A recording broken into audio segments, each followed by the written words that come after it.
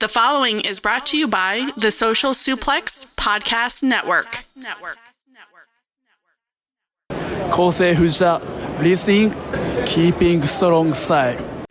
Yo, this is Rich Latta from One Nation Radio. This is brought to you by the Social Suplex Podcast Network. We present to you the Ace of Podcasts, Keepin It Strong Style. Let's go. It's the Ace of Podcasts, Keepin It Strong Style. Covering New Japan, they ready to hold it down. Jeremy Donovan and the young boy Josh. Come and hit a job out and bury all the frauds. From the Tokyo Dome over to the G1. Social Suplex is the network where we can get it done. I'ma chill and let them have it, cause this is just an intro. Keeping the strong style, 6 stars from the get-go, boy. Yeah, from Tampa Bay to the Tokyo Dome, this is Keeping It Strong Style with your hosts, Jeremy Donovan and the young boy Joshua Smith. And thank you for listening. Welcome to Keeping It Strong Style, the Ace of Podcasts on the Social Suplex Podcast Network. Jeremy Donovan here with the young boy Josh Smith. On today's show, we'll review Battle in the Valley and announce the winners of our 2024 year-end awards. Please support our show by subscribing and following the Social Suplex Podcast Network and Keeping a Strong Style on the podcast app of your choice, and leave a rating and review. You can also get all the network's podcasts over at socialsuplex.com. Check out our Chop Tees store, chop-tees.com/KI Strong Style. That's where you can get your official Keeping It Strong Style merchandise. There's free shipping on every order and 10% off your first order. Chop-tees.com/KI Strong Style. If you enjoy this podcast, please consider making a one-time or monthly donation by visiting socialsuplex.com/donate and click on the donate button under the Keeping It Strong Style logo. And we are streaming live right now on patreon.com/KI Strong Style for IWGP subscribers. If you want access to the weekly live stream, ad-free audio, and bonus content, you can subscribe at patreon.com/KI Strong Style. Young boy, how you doing, man? I'm doing great. I'm chilling like a villain. We're here recording Keeping It Strong Style, so, everything's going good. I'm very excited to hear the results of these awards because I haven't seen them at all. Oh, you didn't go look in the doc? No, I didn't look in the doc, and you didn't send me the link this year to go check them out. I'm pretty sure I sent you a message the other day. It was like, how are the awards looking? And you didn't respond. No, I thought I gave you the numbers, and I added you as on the Google form thing so you could... I didn't know. Look at everybody's ballots, and then all the results. I don't think that happened. All the results are on our public doc here. Well, not public, but our internal doc that now the awards committee, the KISS committee, now has access to. Yes. So for going forward, because this year was probably the most difficult it's ever been for us to compile the awards, we have come up with a new concept where we've invited a few individuals from around New Japan community, people we're close with, that we trust their opinions. If you already knew about this, then you're probably on the committee. If you didn't know about it, you're not on the fucking committee. And or you're Chris Samsa because you turned us down. No, I'm just playing. He had stuff going on. But yeah, we have individuals that will be watching along with us throughout the year, and just to kind of help us out, just shooting us nominees, And I mean, I guess people that are listening, if they want to shoot a recommendation to us, we'll hear them out. It doesn't mean we're going to add it, but it's never a bad thing to have multiple people who are watching through the year at least give us their opinions on things. So, if you think that you've seen the Joshi match of the year, let us know, as long as it falls within the parameters of our grading, and we'll add it, maybe. Yeah, we won't be like New Japan, and we won't out the members of the KISS Awards Committee. It will be a very secretive committee. We'll let you people guess who is on. It's basically like the IWGP committee. You might not know if they actually exist or not. It could just be us saying this shit, but we're not lying. It does exist. Yes, there is a KISS committee. So we're going to jump into the awards. I just want to say a shout out to everybody who downloaded last week, as usual, the Wrestle Kingdom review, one of the most downloaded episodes of the year. So thank you if you've checked that out and are sticking with us for the rest of the year. So yeah, and thank you for tuning in right now. I'm sure there's a lot of first time or new listeners, and we appreciate you dropping in and joining us for what we do. And yeah, it's much appreciated. And for the longtime listeners, welcome back. Yeah. All right. Well, let's jump into the year-end award results. So we'll start from the top here with our Antonio Inoki Wrestler of the Year. So coming in third place with 100 points, Hiroki Goto. Wow. Coming in second place with 164 points, the Gene Blast, Yota Tsuji. And then coming in first place with 397 points, the IWGP World Heavyweight Champion, Zack Sabre Jr. I'm not surprised whatsoever that Zack won the award this year, just given the levels of push that were bestowed upon him and the level of work and his output, plus just all the kayfabe accolades, winning the G1, beating Bryan Danielson, winning the IWGP title, carrying that into the Tokyo Dome. Not that, the Tokyo Dome doesn't fall within the grading period, but, even just being projected as a foreigner going into the Dome with the title coming out of the grading period, like that's fucking crazy. Plus, it's not something that we put a lot of emphasis on, but if you look at the best wrestlers that were doing work, not just in New Japan, but outside of New Japan, like Zack Sabre Jr. is right there on the short list, maybe number one, actually, possibly. Yeah, I think Zack had an incredible year, and it's mind-blowing to see people try to, minimize the year that Zack had or kind of brush off what Zack has done last year. And yeah, I thought, Zack's always a great wrestler, but I feel like his 2024 was really great with a lot of the main event stuff. Like you mentioned, a lot of international stuff that he's done as well. The Hechicero series, obviously, the match with Bryan Danielson. Like, he just had an incredible in-ring and kayfabe year. Like you mentioned, being a foreigner, winning the G1, heading to the Dome. Like, he just had an absolute banner year. And yeah, obviously no surprise here to see Zack win, but I am surprised just to see, especially coming out of Wrestle Kingdom 19, just people trying to belittle Zack and, kind of talk down the title reign the year that he's had. Well, I mean, he kicked Matt Riddle out of Shinihan, so I mean that alone. But I think a lot of it is people parachuting in and maybe not being there for the work that he did throughout the year. And I mean, he really did have a stellar year, like top to bottom, every main event that he was in. The only real the only thing that you can point to in recent times that maybe doesn't deliver up to the level. I didn't love the Sonata match in the UK. Others did. And then the Wrestle Kingdom match, obviously, we won't relitigate that, but different people have different feelings on it. I'm on the lower end of the spectrum when it comes to loving that match, obviously. But at the end of the day, it doesn't matter what anybody's opinion is. Like, Zack did business. Zack drew, maybe not to the levels or expectations that people wanted, but like you chart the business that he did at the top, not just as champion, but the main events that he did all throughout the year.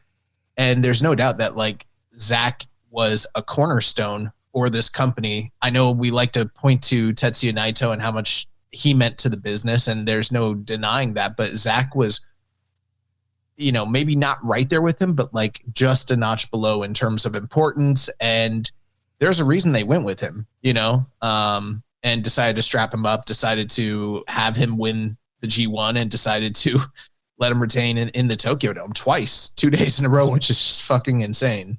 Yeah. So yeah, definitely a well-deserved win here for Zack Sabre Jr. Big shout out to Goto.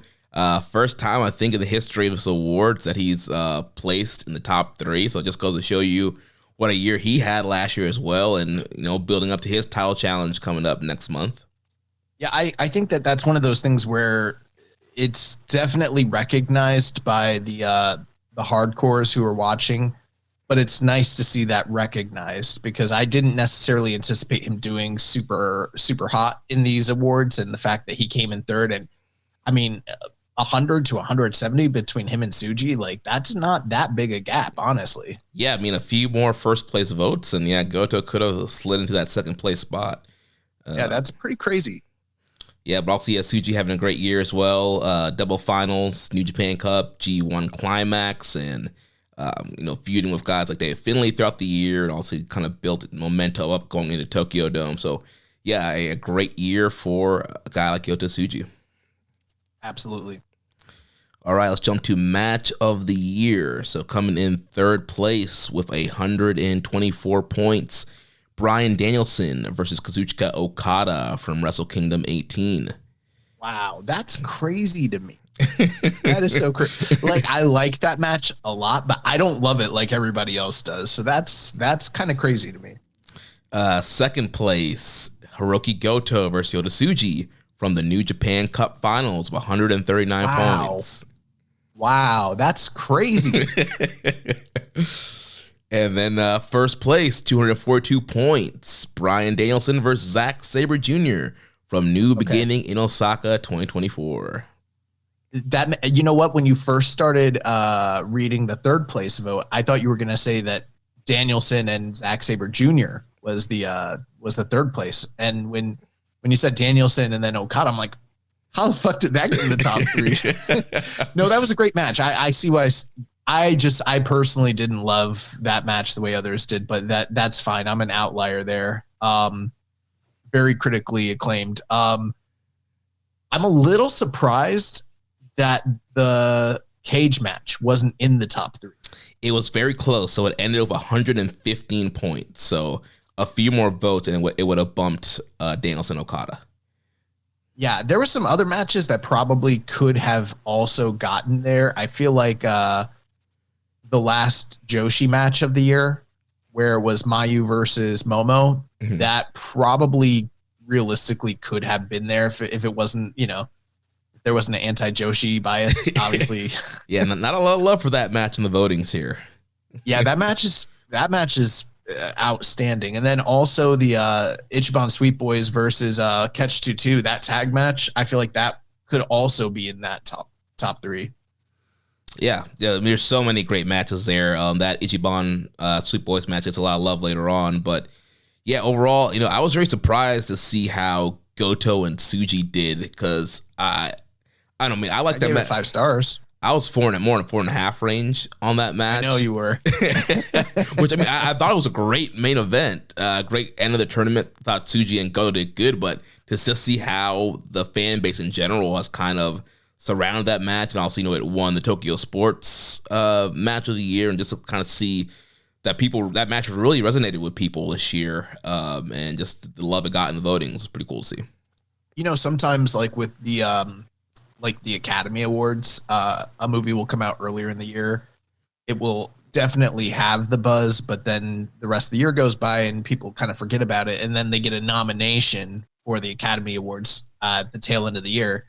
And then they re-release it into theaters. And then everybody who didn't see it the first time will go out of their way to like seek it out. You know what I mean? Mm-hmm. And I almost feel like there's a little bit of that effect with this match. Like definitely people remembered it, but it was in March or April. I don't know, tail end of March or early April. And I think it winning the Tokyo Sports Awards probably put it back into the like mindset of the voters and people that are out there and realizing like, oh yeah, that was something pretty special. But I mean, out of all of those matches, that was the most like New Japan top like era sort of audience reaction and crowd. The way that they were reacting for that match was unlike anything else that we saw the rest of the year. And I feel like for that reason alone, it probably, is pretty memorable. Plus, look at the two guys involved and look at where they placed in the year-end awards. Yeah. Yeah, I'll see two of the top guys there in the year-end awards. And yeah, both guys having really great years. And yeah, had a great match, a very emotional matchup there from both ends of people wanting to see Goto, get that one last shot and bring it home, and then Tsuji is kind of the breakout Reiwa guy. So, I mean, the crowd was split, great atmosphere, great matchup. So, definitely well-deserved for how it did in the voting here. Absolutely. And then, Danielson and Sabre, I'm not surprised that it's number one, but I sort of felt like it was going to get the shaft a little bit. Like, I just, for some reason, felt like it was one of those things that it was all the way in February. People kind of forgot about it, but that did not seem to be the case. And also, it's not necessarily always everyone's favorite style. Like, I think if you appreciate what they did, then you're going to love it. But there's definitely like some people out there that they're used to a particular style of professional wrestling, and it doesn't line up exactly with what like Bryan Danielson and Zack Sabre Jr. do when they're in the ring together. So I almost felt like there was a few things going against it, but I'm glad to see that it got the love and the support that it did, and that it ultimately won, because it probably is the match of the year. And I think it's a pretty strong contender for even just the overall match of the year worldwide, not just for New Japan. Yeah, as I'm going to start working on my list for Voices of Wrestling. I mean, this match is definitely going to be very high on my top list. I don't know if it'll be my one, but it'll definitely be up there towards the top, and at least in that top three.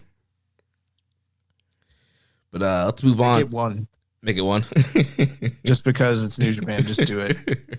Yeah, gotta show some of those New Japan in those polls. It's gonna be all like artificially AEW. boost this shit. Show of the year, coming in third place, New Beginning in Osaka 2024 with 141 points. With second place with 163 points, Power Struggle. And then in first place with 214 points, Wrestle Kingdom 18. A little surprised by that one. I don't think I even had Power Struggle on my ballot, to be honest with you. Not to say that it's not a good pick. It definitely is, but I felt like there's a few other shows this year that struck me a bit more. I'm pretty sure I had New Beginning in Osaka as my number one show of the year.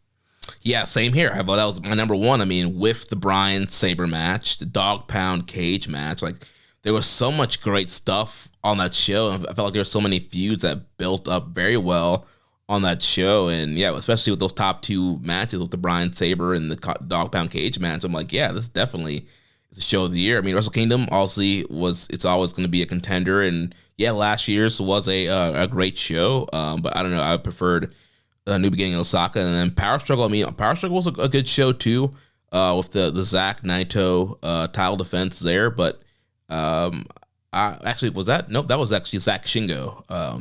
So yeah, I mean, and obviously those guys always have great matches, but I don't know. I feel like Power Struggle was a more well-rounded show. That's okay. I mean, it's one of those things where Wrestle Kingdom, it has more going for it than just the matches. It's also the Tokyo Dome. It's also, the tail end of all the wrap up of all the stories from the year prior and the jumping off point for the next year. There is something special about it. It's like, obviously it's New Japan's WrestleMania, essentially. So in order for any show in the past, and we have had years where other shows have one, they really have to knock it out of the park, or Wrestle Kingdom has to be like god awful, Mm-hmm. And in this moment, I can't quite remember everything that was on that Tokyo Dome. Obviously there was Danielson and Okada and Naito and Sonata. And then there was also the triple threat with Mox and Ospreay and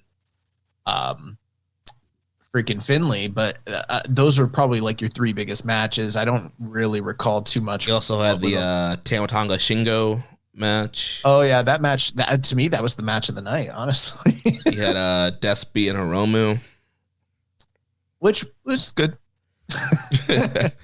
Yeah, it's a good show. It was a good show. Yeah. For me, I think at the time I was sort of lamenting where Wrestle Kingdom is in terms of how it used to be versus how it is now, and kind of hoping and wishing we can get back to, the tip top tier level type of show at the, for January 4th, which is something they didn't do this year either. Yeah. But yeah, I think that that resonated with a lot of people, so I could definitely see why it was show of the year, and especially if if Danielson Okada landed higher for you, which for a lot of people it did. Yeah, and also on that new beginning, also that last Okada Tanahashi match as well. There was a lot of stuff on that new beginning. It wasn't just a 2-match show. Yeah. But I mean, it's still it came in what, 3rd place? Yeah. Yeah. Okay. Well, the real ones know. You know what I'm saying? Yeah. All right, let's jump to Jushin Thunder Liger Jr. of the Year, coming in 3rd place with 130 points. Hiromu Takahashi coming in 2nd place with 271 points. El Desperado. And then coming in 1st place with 300 points, Doki. Yeah, I mean, it really couldn't be anybody else based on the output and the work and the accolades that were achieved this year. I mean, this was the year of Doki. They wanted to make a guy, and they made a guy. Rainbow Slam Pig says Doki Mania is running wild. Yeah. Well, maybe not right now, sir. But all throughout 2024, yes, it was. And, he beat all the big top stars in the division clean. I mean, he beat Hiromu, he beat Desperado, he beat Taiji Ishimori. He won the title. He defended it. He beat a lot of top-notch guys along the way, had a fantastic Super Juniors. I mean, the only knock that you could maybe have against him, and this is kind of nitpicky, but it's probably true if you actually get down to the nitty gritty, Hiromu and Despy probably actually have a better output in terms of overall great matches for the year, both, but not so much so to where it's like noticeable. And when you kind of outweigh that versus the heartfelt moments and like the memorable things that occurred under Despy's reign, it kind of gets washed out. So, yeah, I mean, it couldn't have been anybody else, really. Yeah, I think maybe had Despy not been injured for the second half of the year, he probably would have got even closer to 1st place. But yeah, with him being injured and just a great year that Doki had with all those great defenses, beating Despy, beating Hiromu, beating Ishimori, beating Sho, beating Master Wato, he racked up those defenses in the second half of the year and had great matches in and out. And so, yeah, definitely a great year. Despy was definitely the MVP of Super Juniors this year, and then he won it on top of everything. Right, and he got to main event Dominion with that. Yeah, which I guess so did Ishimori, but yeah. Bro, no, Ishimori did not get any love in the voting. Yeah. Well, I mean, that was like his one great match, right? Yeah. Pretty much, yeah. So a big shout outs to Doki there, and I hope he recovers quickly and get back in action soon. So then we go to the tag team of the year, and Josh, I have a feeling that and just like in previous years, you're not going to agree with number 1 here. So I don't know if I have strong feelings about who should be number 1, but yeah, you're probably right. So maybe let's get into it. So 3rd place with 209 points, the Ichiban Sweet Boys, Robbie Eagles, and Kosei Vegeta. Come in 2nd place with 223 points, Clark Connors and Drill Maloney of the War Dogs. Oh my God, they gave it to fucking. Yep, in Are you kidding me? In 1st place with 240 points, Catch 2-2, Francesco Akira, and TJP. Oh, really? Bro, that's not what I expected at all. You know who I thought they gave it to Bishamon? Nah. Catch 2-2? Yeah. Huh. Okay. I don't know. Yeah, I mean, dude, I thought this was all War Dogs all day. I mean, Clark and Drilla were junior tag champs for the majority of the year, had some great defenses with the titles, but see, I don't want to sound dismissive at all, because Catch 2-2 they had some really great matches this year. So did the Sweet Boys. Them placing doesn't surprise me at all. Rainbow Sun Pig says, "Stop the steal. War Dogs demand a recount." Yeah, are you sure you tabulated that correct, Jeremy? I did. I did it. Actually, I went over it twice because it was super close. I mean, 223 to 240. Wow. But yeah, Catch 22 had just more first place votes than the War Dogs. Yeah. I thought that the War Dogs. I don't know if I would say necessarily that they had greater matches than those two teams, and maybe that's the difference here. But in terms of the kayfabe and how long they were on top and how many great teams they did work with and have great matches with throughout the year, I sort of thought it was like an open and shut thing, but I guess not. What would you point to when it comes to Catch 22 that was like the determinant factor there? Because I almost felt like there were periods where they were kind of quiet throughout the year.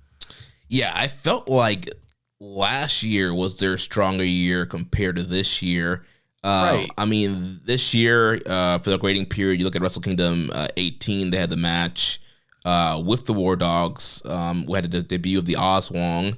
So, I mean, that was a good match there. And then also the Ichiban Sweet Boys Super Junior Tag League final was a big one there. Let's see, I'm looking at their cage match right now. Let's see. You know, one thing I'm wondering, could it be the strength of TJP and Francesco Akira's like individual work outside of the tag team realms? Maybe. Because they both had really good years in that regard. And when you combine that with the tag work, which is also stellar, I wouldn't be surprised if they're taking those sorts of things into like if the fans are just taking like the overall vibes, like TJP had an awesome year, Francesco Akira had an awesome year. It's clearly Catch 22, even if they weren't always tagged up the whole year, if that makes sense. Yeah. So they had the Wrestle Kingdom match. They had the rematch against War Dogs in February. They had the Dog Pound Cage match and that kind of big feud there. I mean, Francesco Akira was a major focus of that match. Yeah. They had a match against Despy and Taguchi at one point of the year. They faced off against GOD. Well, I mean, at one point when they were in the in the Super Junior Tag League, they were probably the top performing tag team of that tournament. That might also have something to do with it.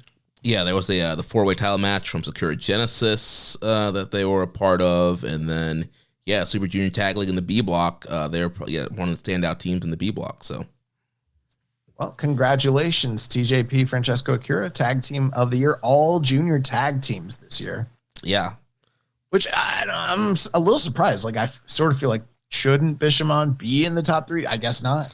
Yeah, I mean, they had 125 points, so very close there to getting the third place. But, I mean, if you look at the work that the juniors did, I mean, they were incredible. And, I mean, for Bishamon, it was kind of a down year for them because you had Goto doing more singles stuff. I count that.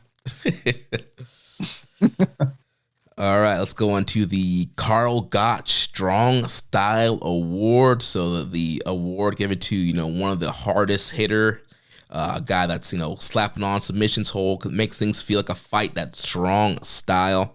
So coming in third place with 151 points, Hanare. That was my pick for number 1. I think that was my number 2, I think. My number 1, but comes in at number 2 here with 200 points, Gabe Kidd. Oh, wow. Did Shingo fucking win again? With 241 points, the Dragon, Shingo Takagi, like 5 years in a row now. That's crazy. The Carl Gotch Strong Style Award. Yeah, I mean, it makes sense. These 3 guys all pretty much wrestled one another and all had, a series of matches that were very hard hitting and pretty dramatic. So I'm not surprised that they are the 3 people that, landed at the top of these awards. I thought this would be the year where Shingo got usurped, but I guess not. I thought it too in early voting. Hanare had a little bit more love towards the beginning part of the voting, but I guess the Shingo fans, they rallied in and got their votes in. And once again, I think, going back, let's see, he got it in 23, 22, 21. Let's see. I think he might have got it in 2020 also. Yeah. yeah. So yeah, going back to 2020. Incredible. Yeah, maybe Rich needs to simulate a match between Shingo Takagi and Carl Gotch. So he gets the name of this award. I mean, when Shingo retires, we might have to rename this thing the Gotch Takagi Award. Oh man, but yeah, great stuff there. Then moving on to the Joshi of the Year. So this award for women who competed in IWGP and strong women's matches or matches on New Japan shows throughout the grading period. So coming in third place with 127 points, Mercedes Moné. Coming in second place, 129 points, just barely squeaking out there, Momo Watanabe. And then first place with 337 points, Mayu Iwatani. Well, it makes all the sense in the world that Mayu would be number one, just based on how many title defenses, how long she's held the title.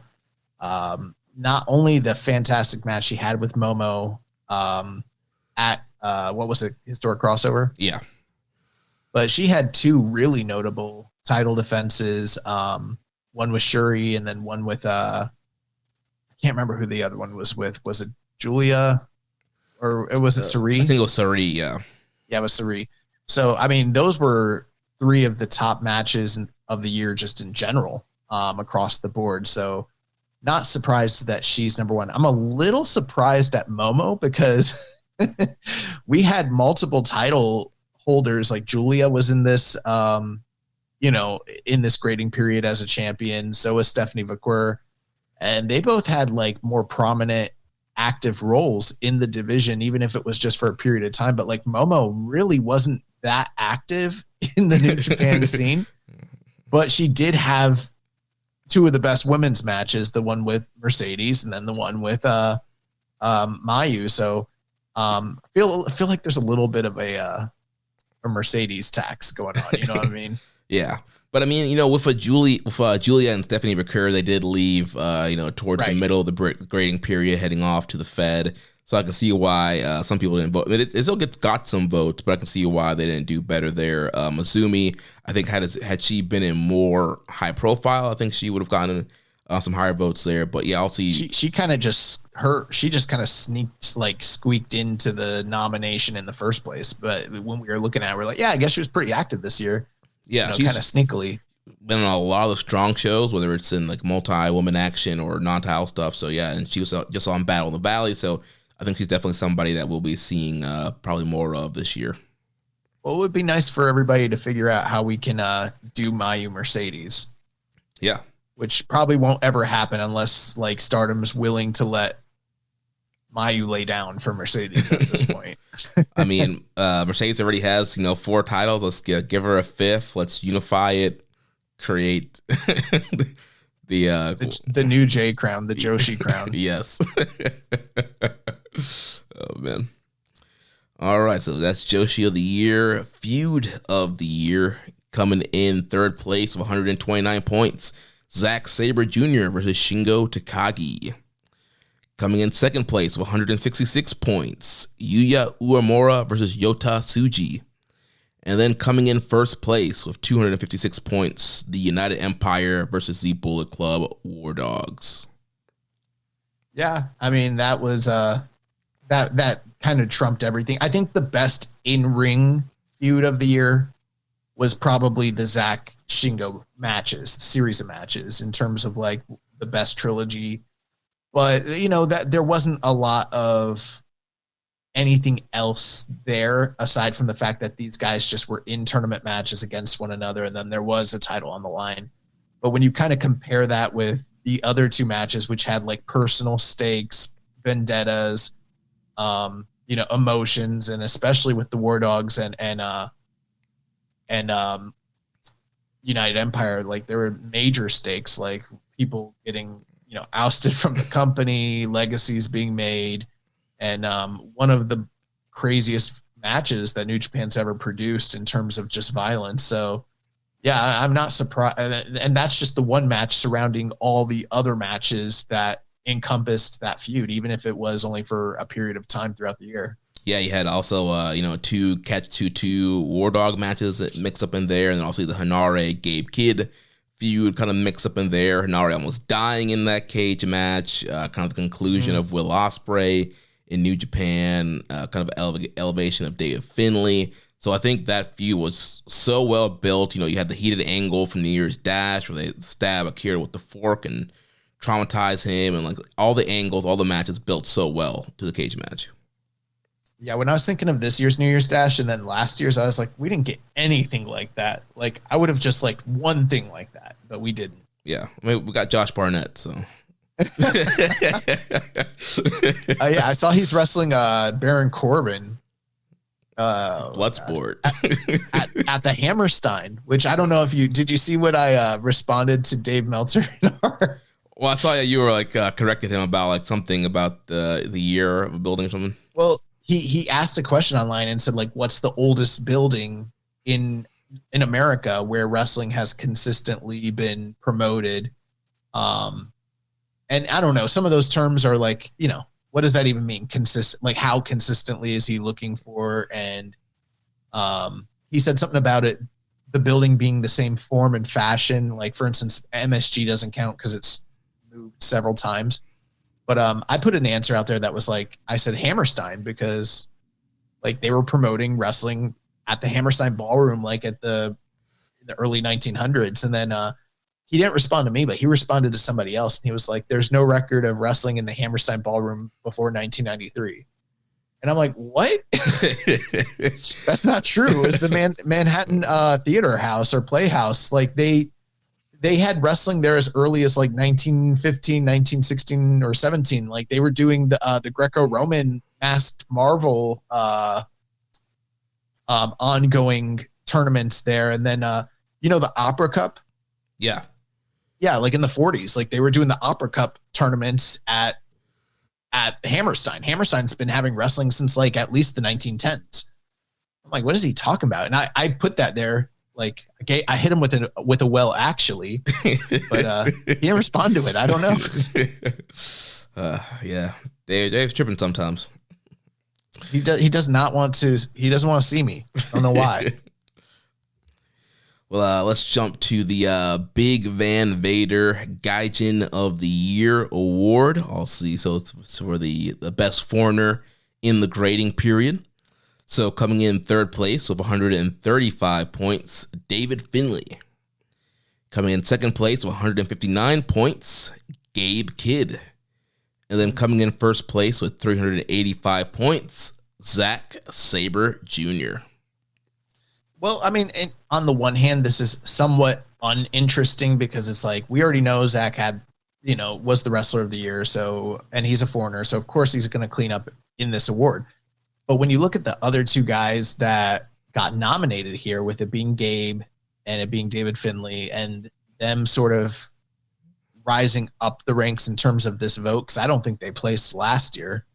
No. And then, kind of the trajectory that they're on when it comes to the Bullet Club and the War Dogs and everything like that. But then there's this other sort of unspoken thing going on between all three guys. It's not really kayfabe, but it's like, the company is looking to build around somebody, and the two guys that have had the major pushes in the past year have been David Finlay and Zack Sabre Jr. But then you're kind of waiting in the wings has been, Ramon says Moxley didn't win, huh? The fact that Gabe just had that monumentous match with Kenny Omega, and he's sort of been making a case for himself. There is sort of like a little bit of an arms race going on between all these three white guys. You know what I'm saying? Yeah. Yeah, definitely all three great years. We were kind of already talked about Zack, but I mean, Finlay, I think, had a really great year, and, kind of ousting Will Ospreay from the company with the two kind of the Wrestle Kingdom match and the Dog Pound Cage match, and then just kind of being this bruiser all throughout the year, in and out of the global title picture throughout the year. And just had a really great, more in-ring year. And then also we talked about, Gabe Kidd, another guy with a great in-ring year. Stuff with him and Hanare. Him and Zack had a great G1 match. He had a lot of Met battles with Shingo Takagi and a lot of the Never guys. And also strong champion for majority of the grading period as well. So Gabe Kidd had a really strong year. Rainbow saying Gabe has been on a crazy trajectory since the G1. The Kenny match cemented it. 2025 is going to be massive. Yeah, I think 2025 is going to be a great year for Gabe Kidd, but it's still very interesting to see kind of the polarizing reactions that he's getting, especially online, where there are just some people who just don't like him, regardless of how great of matches he continues to have. Yep. All right, moving on to faction. What was that one? Remember that tweet that Hulk Hogan put out that one time? It was like, don't work yourself into a shoot, you Mark Jabroni. Something like that, yeah. That's what's going on right now with everybody. So faction of the year, coming in third place, 212 points. Los Ingobernables de Japón. I think that's the lowest they've ever done in this award. Yeah, I think so. Usually they're second, if not first. Coming in second place, 227 points, the Bullet Club War Dogs. And then coming in first place with 306 points, TMDK, the Mighty Don't Kneel. Yeah, well, I mean, from a kayfabe standpoint, it's kind of hard to argue against that. You had Zach being dominant all year and, 2 title reigns, both the TV title that he regained as well. Well, actually, 2 TV title reigns in the grading period, as well as the IWGP title. Plus, he won the G1. Plus, Oiwa made his return during this grading period. We saw Fujita do his graduation in this grading period. Him and Robbie Eagles won the Super Junior Tag League. We saw the standard TMDK team of Hayes and Nichols. Yeah. Double champions. Hayes and Nichols. Yeah, Hayes and Nichols. They were double champions. Didn't they hold the strong titles twice in the grading period? Yeah, I think so, yeah. Yeah, I think they lost them and then regained them. And all around, like the whole group was drenched in gold. And then, Hartley Jackson sort of was brought into the fold during this grading period. And then Bad Dude Tito, MLW National Openweight Champion. Yep, I was going to bring that up too. So, I mean, all around, a lot of success for this team, plus just kind of endeared themselves to the fan base and the audience, and people kind of rallied around them. My personal vote was for War Dogs personally, but it's hard to argue against the success that TMDK had. Yeah, I had TMDK 1 and War Dogs number 2. But from a kayfabe and accomplishment standpoint, I think it was definitely TMDK's year. Then going on to most improved. So coming in third place with 130 points, Doki. Coming in second place with 141 points, the global champion, Yota Tsuji. And then coming in first place with 206 points, the Rebel Savior, David Finlay. Yeah, I'm not surprised. I thought this might be something that he got snubbed on, but was fully deserving to have won. And I'm pretty glad to see that people are recognizing the strives of improvement that he's made throughout this year. So very much deservedly so. Yeah, I think really improved the in-ring and presentation. He went from looking like a Jay White knockoff to really kind of developing his own look and style and character. And he had a really great in-ring year. So then the newcomer of the year, coming in third place with 84 points, Young Lion Daiki Nagai. Coming in second place with 306 points, The Grip, Roy Oiwa. And then coming in first place with 356 points, The Heat Storm, Yuya Uemura. Yeah. I mean, Uemura, he was here longer than Oiwa within the grading period, and obviously he's returned from excursion, so he's going to have that much more afforded to him than, say, like Daiki Nagai. And he won a match in the Dome against Yota Tsuji, which was a big deal. He won the KOPW during the grading year. He had a fantastic G1 until his unfortunate injury. First guy in the company to beat Konosuke Takeshita, which with him signing, you got to wonder when they're going to run it back and, if that's going to kind of be revisited. And sure, there were definitely still some things that hadn't 100% been worked out with what's wrong with me tonight? Who are you talking about? Uemura? Yeah, Uemura. I work so much better when I have like the run sheet in front of me, and I don't right now. So it's like I'm having to remember everybody's names. But yeah, Uemura, there were definitely some things that still needed to be worked out in terms of his presentation and his character connection and everything like that. But he was starting to kind of really get in the stride and figure those things out when he exited. Now, when he does return, which I think he's due back and like imminently. Pretty soon, yeah. Yeah, and they have an opportunity to not only capitalize on the recovery from the injury, but also maybe even present him somewhat of a new light. So that's pretty exciting stuff. And yeah, I definitely agree. I think he was the best newcomer this year. Yeah, and very interesting. There was a lot of names on here like Jake Lee and Jack Perry and Riddle and Nemeth and Young Lion, Daiki Nagai, rising above all of those guys. Yeah, I'm not surprised. And Oiwa has really made a big impact in the short amount of time that he's been back from his excursion. And I think you could probably even point to some of the great matches he was having in Noah during this grading period while he was on that excursion as well. Yeah, I think just because of how the grading period worked, Uemura's return was right on the cusp of being in this grading period. Had Uemura been on the last one, I think it definitely would have been all Oiwa, because people have really gravitated towards him and think that he's the guy that's going to be the ace and that's going to carry New Japan to the promised land.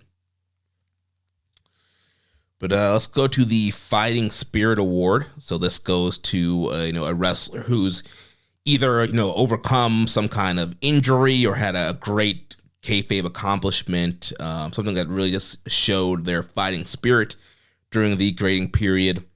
So coming in third place with 130 points, we have Hanare, the dog pound cage match survivor. So, this man almost died in the ring and ended up surviving and came back, had a great year. Then talk about gutsy. Yeah. Then with 177 points in second place, Goto, the resurgent warrior. So we talked about him, New Japan Cup Finals, great action in G1, the feud with Dave Finlay. And, really resonated with people. Yeah. And then in first place with 264 points, Zack Sabre Jr., bringing home the IWGP title. Bringing it all home, the G1 and the IWGP world heavyweight title. I have to wonder, we're looking at, February's coming up. I know we're not getting into the preview yet, but it's like, obviously Zach was going to win all these awards and it's deserved. I'm a little surprised at how many people are gung-ho for Goto. I almost felt like so many people had written him off that it was just a foregone conclusion. Like, it didn't matter how well he did or how good the work was or the output. Like, he was just going to kind of be, halted at this one level in the minds and hearts of fans and management. And last year, like, the stars aligned, certain circumstances allowed him to kind of step out and make himself, more valuable than he had been perceived to be. And at the time, following that at New Japan Cup, I had said, like, they would be foolish not to try and capitalize on this. At the same time, I still didn't expect them to do it. And now we're heading into this title match. And I'm like, the way that this awards is turning out, it's kind of opening my eyes. And I'm like, do we pull the fucking trigger? Is it time? Does the G in IWGP stand for Goto? Yeah. Yeah, I mean, it'd be pretty crazy if he beat Zach. But I mean, at this point, like, why not? I mean, Evil's been champ, Sonata's been champ. Like, at this point, why not Hiroki Goto? Better in ring than both of those guys. Has a great crowd connection. Those bums. So very, very interesting year for Goto. Yeah, but obviously with Zach, no choice there. big year for him, bringing home the IWGP and G1. Rainbow says, needs someone with powerful dad energy to shepherd this new generation to the promised land. Yeah. Okada was supposed to be the father, but he's absentee. He walked out. He went to go, pick up a pack of cigarettes. He never came home. And Goto's not the stepdad. He's the dad who stepped up, Yeah. All right. Now for the Joshua Smith Young Lion of the Year award. Now that Alex Coughlin doesn't work for the company anymore, we could probably go back to calling this the Young Boy Award. Yes, the Young Boy / Young Lion of the Year. So in third place, 199 points, Shomakato. In second place, 207 points, Katsuya Murashima. And then in first place with 307 points, Daiki Nagai. Not surprised. He was in the top 3 for newcomer of the year. I think people really like what he brings to the table and sort of his energy and everything like that. And it's very fresh and exciting. Who were number 2 and number 3 again? So number 3 was Shomakato. Number 2 was Katsuya Murashima. Wow. I'm a little surprised. What's the name of the other young lion that's number 4? Yasuda. I like Yasuda. I don't know. But for whatever reason, I guess he just hasn't totally connected the way Nagai has. And then the other two, Kato and Murashima, they've been around a bit longer. They're kind of finding their feet now. So but I'm a little surprised by that. Yeah, I had it's kind of racist. I had Yasuda as my number 2 because I feel like him and the guy we talked about on the show kind of outlapped Kato and Murashima. I think I had Kato third, I think, because I feel like he's done a lot of good work towards the end of the grading period, and he's been getting a lot of big chances. Murashima's getting there, but that was kind of my top 3. But yeah, Daiki Nagai really connecting with the voters, with the fan base, and kind of channeling that young Minoru Suzuki kind of energy in the promos and his in-ring style. So then moving on to the Strong Style Fight of the Year, coming in third place with 115 points, Gabe Kidd versus Hanare from the February 4th Road to New Beginning. That's the one that ended in the draw. Yes. Then coming in second place with 148 points, the Dog Pound Cage match from New Beginning in Osaka. And then in first place with 167 points, Hiroki Goto versus Konosuke Takeshita from the G1. All right.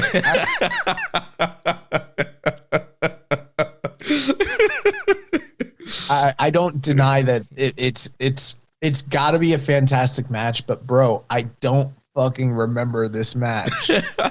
There's something wrong with me. I need to go back and rewatch it because the fact that it just won the fight of the year, how Sway? Bro, it was great. Yeah, we're working on the awards. I'm like, yeah, we got to put Goto Takeshita on there. You're like, what? Really? That? I don't remember it. I'm like, yes, bro, this has to be on here. I was like, are you sure? I don't remember it. I don't remember that match at all. Was that Takeshita's best match of the G1? One of them.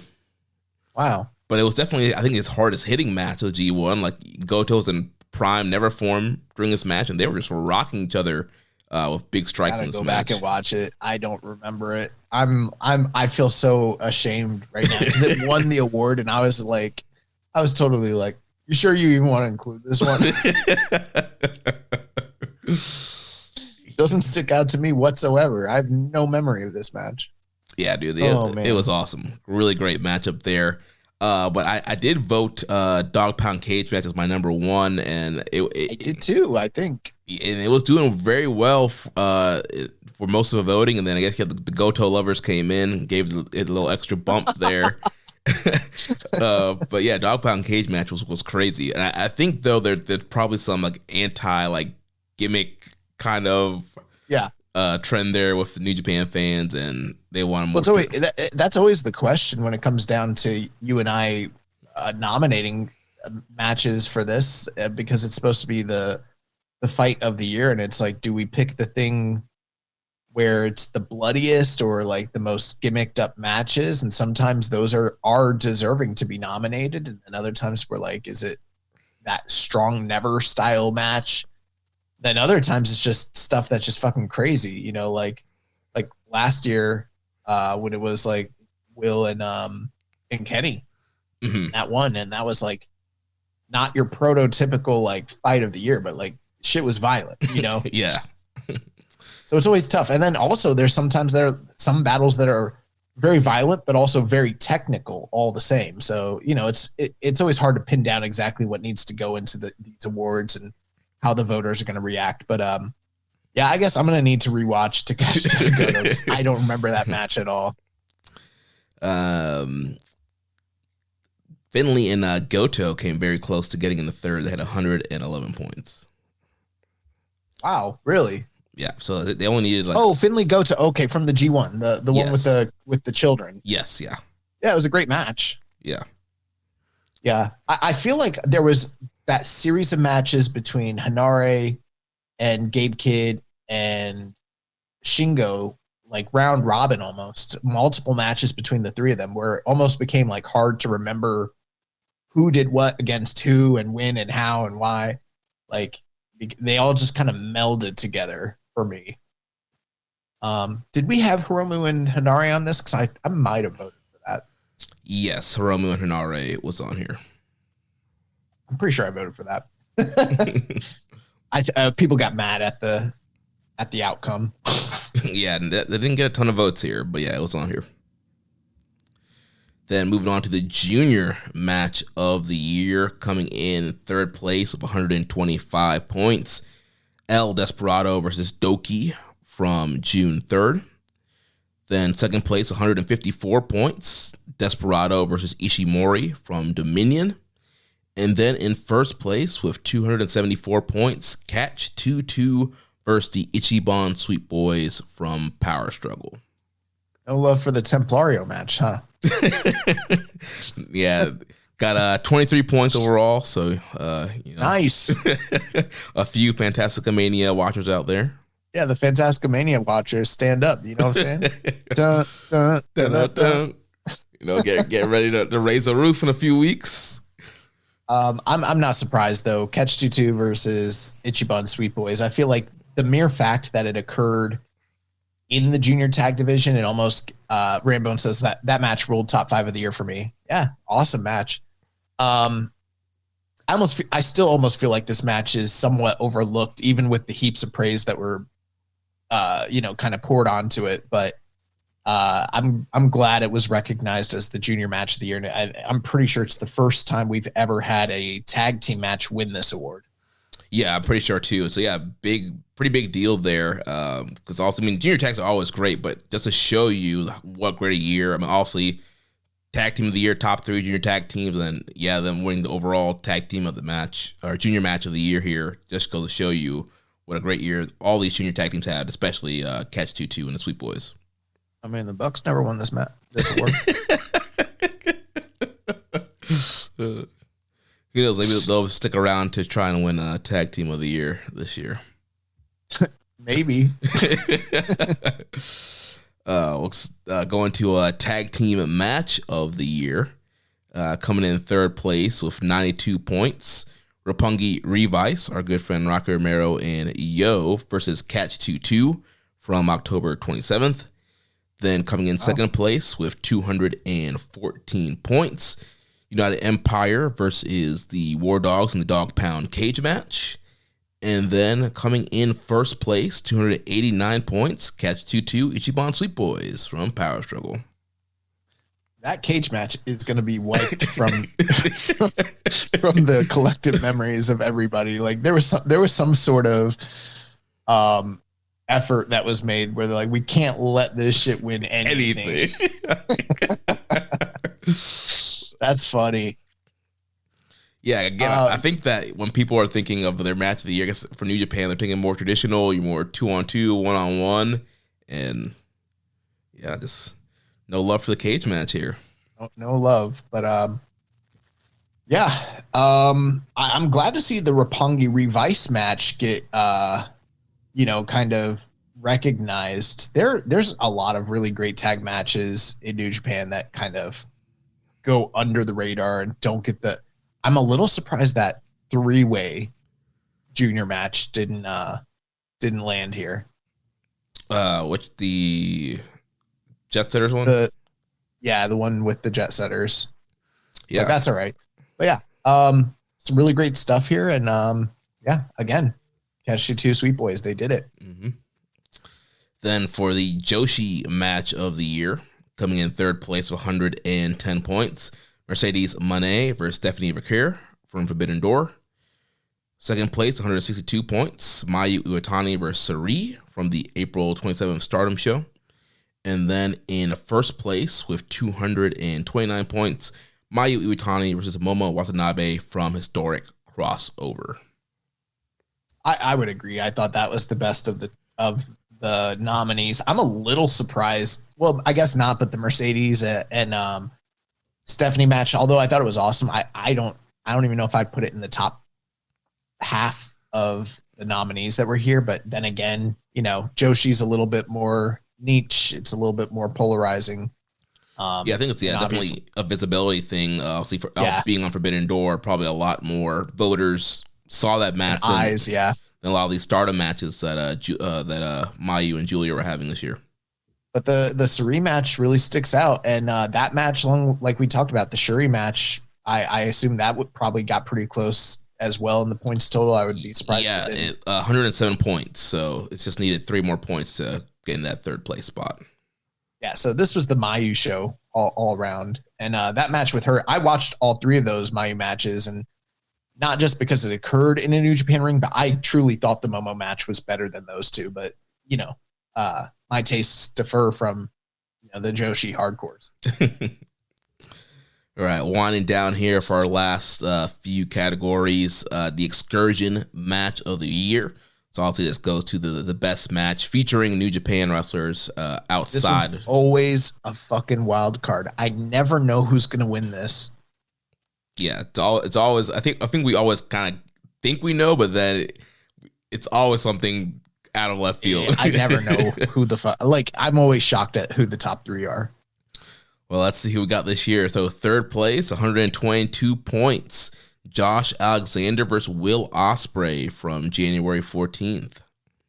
Second Great place, 149 points, Bryan Danielson versus Eddie Kingston from, I believe that was World's End. And then 182 points with first place, Hechicero versus Zack Sabre Jr. from June 22nd. I believe that was the CMLL match. Oh, really? Okay. I thought the Rev Pro match, but that was the one where I liked the CMLL match better. You liked the Rev Pro match better. I noticed Dave gave the 5 stars to the first match and the 4 3/4 to the second match. So that's interesting. Yeah, I think they deserve it, honestly. Some really, really, really great. I mean, I say this every time, but like, if you get a chance, go through our award nominations and take a look at that list of 10 matches or 11 matches or so. Some of the best stuff that's occurring outside of the New Japan ring involving New Japan talent, and worth your while to go out of your way to check it out for sure. Yeah. Gabe Ken Kiyomiya got really close there with 101 points, almost cracking into the top 3. Really a great match there as well. Yeah, and I kind of wondered if Zach and Hechicero would be hurt by the fact that they were on here twice and if they'd split the vote, but it doesn't appear to be, so. First time a match from Mexico from CMLL has ever won this award either. Yeah, I remember years pushing hard to get CMLL shit on the Excursion match. I remember one year I forced us to have Michael Elgin and Ultimo Guerrero, which that match is awesome. Like, it got like 3 votes. Yeah, that would be this year would be Tuckman versus Robbie Eagles. Oh my God. 5 points. You guys have to see that fucking match. That match rules. It's free. It's on YouTube. Oh my God.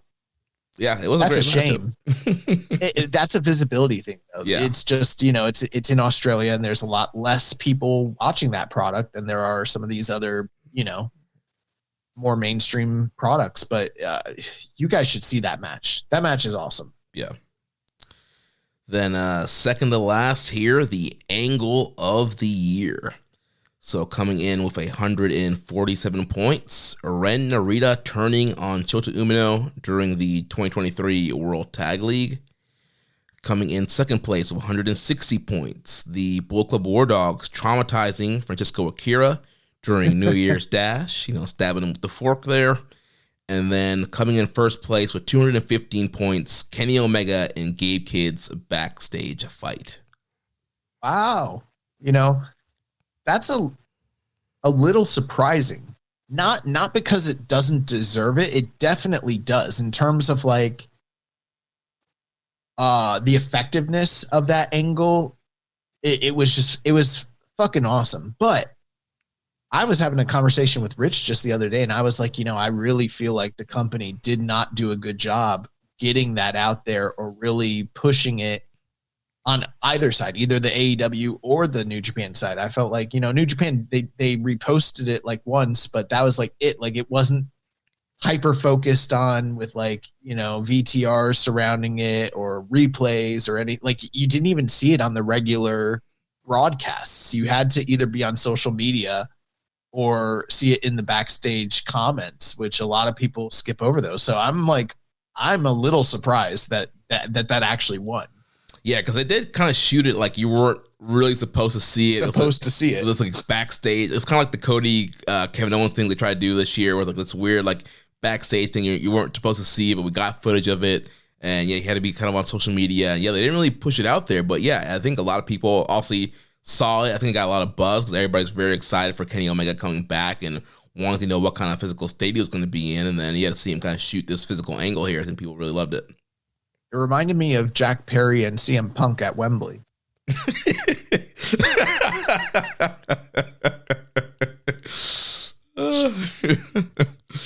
Oh, man. And then last but not least, the news story of the year. So coming in third place with 87 points, Bushi Road firing Stardom founder Rossi Ogawa. Coming in second place with 302 points, Hiroshi Tanahashi being named president and representative director of NJPW. And then coming in first place with 348 points, Ospreay, Okada, and Tama Tonga leaving NJPW. I don't like that we didn't include Tangaloa and Hikuleo in that. It was different time of the year. These three guys all left in January and February. But, I will say this, as much as Will Ospreay is a big star and has meant a lot to the company and, even to a somewhat lesser degree, but also, very important, Tama Tonga, both those guys, they meant a lot. But even if they hadn't been on this award and it was just Okada leaves New Japan, I think that would still beat Tanahashi. And it sounded like the point totals were pretty close between these two news stories, which is not too surprising because those were like the two main ones that you would assume would be in the front runner position. But Okada leaving is that is the biggest news story of like a decade. You know what I mean? Like, yeah, it's even now, like sometimes I'll be like at work just doing shit. And then I think about it and I'm like, I can't believe this motherfucker just left. Like, yeah, our episode last year covering his departure was one of the most downloaded episodes of the year last year as well. So, yeah, it was a really big moment story. It was just shocking because we heard the rumblings of him getting Barry Bloom and potentially leaving, and we're just like, nah, ain't no way, boy, ain't no way. And then next thing you know, that announcement comes in the middle of January, wraps up, new beginning, and he's out of there. Yeah. Yeah, I mean that, and then obviously Tanahashi becoming president, that's huge too. So two of the biggest, changes and developments in the wrestling landscape, and they happened right here. So, all in all, I think we did good. I think the awards went well this year. Yeah, really great turnout here. So thank you, everybody who voted. If you're not happy with the results, make sure you vote. Make sure your voice is heard there. We will be posting, the awards graphics that we also do on social media. So if you see those, please go ahead and retweet and share those out on whatever platform you see them on. So yeah, thank you everybody for voting. I will be picking our random voter, and I will email you because I don't have names, I just have email. So if you are the winner of the hoodie, I'll be on the lookout from an email from me, and I'll get all your details so we can get you your Keeping It Strong Style hoodie ordered. All right. Are we ordering I just stepped away. We're ordering who? What? One random person got the premium Keeping It Strong Style hoodie. Oh, for voting, we chose. Who did we choose? I have to put up the names in a randomizer and. Oh, okay, gotcha. I remember this now. Yeah. Okay. All right, let's jump into Battle in the Valley this past Saturday, January 11th, from the San Jose Civic. We have a reported attendance here of 1,814. So compared to previous years, last year we had 2,147, and that was the Okada Ospreay Moxley Shingo headlining there. And then in 2023, we had 2,152 with the Okada Tanahashi IWGP title match and the Mercedes Moné versus Kairi IWGP women's title match headlining that show. And then in 2021, we had 1,548 with the Ishii Jay White Never title match and the Okada Buddy Matthews singles match, the top two matches on that night. So better than 21, but lower than 23 and 24. Yeah, so not great. And obviously, I think the big glaring holes there, obviously, you had no level match of a Okada Ospreay, Okada Tanahashi. You did not have Mercedes Moné on the card, no Jon Moxley on the card. So there were a lot of top names that they were bringing in to these shows that you just didn't have on this card. I mean, you did have some of the top guys like Zack Sabre Jr., but obviously there was no guys like a Tetsuya Naito in a big singles match. Tanahashi wasn't on this card either, so a lot of top names. We headlined with juniors. That's all you need to know. It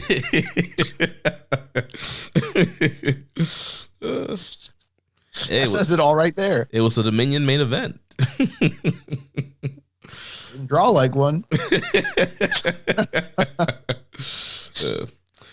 So jump to the pre-show here. So we had the new strong survivor, Zane J, defeating Viento in 6 minutes and 23 seconds. Yeah, this is really interesting. This was pretty much structured to just let Viento get as much of his shit in as he possibly could. And that's what they did. At times he looked good. Other times there was certainly some sloppiness, which, I'm not a perfectionist when it comes to my wrestling. I like there to be some grittiness, and I like, that things don't always go 100% according to plan, but there's grittiness, and then there's like the glaringly obvious, like you fucked up pretty bad, and like and you're not recovering well. And they had a couple moments like that here. I feel like they were probably rushing. Obviously they only had 6 minutes and some change. And then Zane J kind of just hit his shit at the very end, put him in a Boston Crab, which, oh yeah, that sucked too. He went up to the top rope and he slipped but he still recovered and got the elbow drop in. And then put him in the Boston Crab, and that was game over. But it really didn't show me very much at all about where Zane J is as like the strong survivor. It kind of showed me more like who Viento is, and I don't know, Yeah, with Viento, there was one spot where like he was doing an arm drag thing and like botched like midair, but recovered at the end and saved it. But yeah, with Zane, there was a couple. He like slipped on the ropes. There was some other stuff too. Yeah, I think the thing with Zane J, he's doing the whole, like, he is the American Lion's his new nickname, and he went to Japan, he went through the Noge Dojo, he shaved his head, but I don't think he's not really wrestling the Young Lion style besides doing a Boston Crab. And, like, there's more to it than just Boston Crab, and I feel like he should go all the way. He should come with the black trunks, and he should wrestle technically, like a more Young Lion that's doing the more bear move, like doing the body slams, doing the holds, doing the drop kick. Yeah, that's a drop kick. But yeah, kind of wrestle more like a Young Lion, like kind of like what we saw with the LA Dojo guys. Connors and Fredericks and Coughlin, like they wrestled like they were young, like they actually came out like they were Young Lions and kind of implemented that style. And so I think if he's going to be doing this whole American Lion thing, he should be wrestling more like a Young Lion. Yeah, I agree, but it's also difficult to be, a Young Lion when you've only done like a tour there, and I'm sure that was extremely difficult, but that's not the same thing as like coming up in that house with Taskmaster, Katsuyori Shibata as your guy. Yeah. Like, fuck. Yeah, I'm sure Fred Ross was probably a little easier on them than Shibata was. So Zane J picking up the win there, remaining a strong survivor. Then the other pre-show match, we had Bad Dude Tito and Shane Hayes defeating the team of Fred Rosser and the former strong survivor, Matt Vandegrift, in 10 minutes and 23 seconds. This was fine. There was a story here with Matt Vandegrift and Fred Rosser not having perfect communication with one another. There was a snafu, and Fred Rosser ended up inadvertently striking Matt Vandegrift while they had been doing pretty well as a tag team up to that point. From there on, Fred Rosser, when he finally tried to go and tag in Matt Vandegrift after he had struck him, Matt Vandegrift basically gave him the middle finger, jumped off the platform, and left him out there to fend for himself, and just stood in the in the walkway while Fred Rosser, kind of got decimated by TMDK and took the loss there. Other than that, the match was fine. And then, post-match, it seemed like we're heading down a path where there's probably going to be a feud between Matt Vandegrift and Fred Rosser, which, I don't know how much mileage we're going to get out of that, but at least it's something to transition this guy from just being the pre-show champion to a member of Strong, if it even is going to continue to be a thing or whatever, Yeah, because part of the story they were telling was Tom Lawler was hurt, so Rosser needed a replacement, and Vandegrift was kind of being opportunistic and kind of sliding in to get back on the pre-show by teaming with Rosser. And then also he's a student of Fred Rosser from the academy, so they tell a story of how he's kind of changed since he first trained with Rosser, and Rosser wants him to kind of come back to the light, and so he kind of had the student-teacher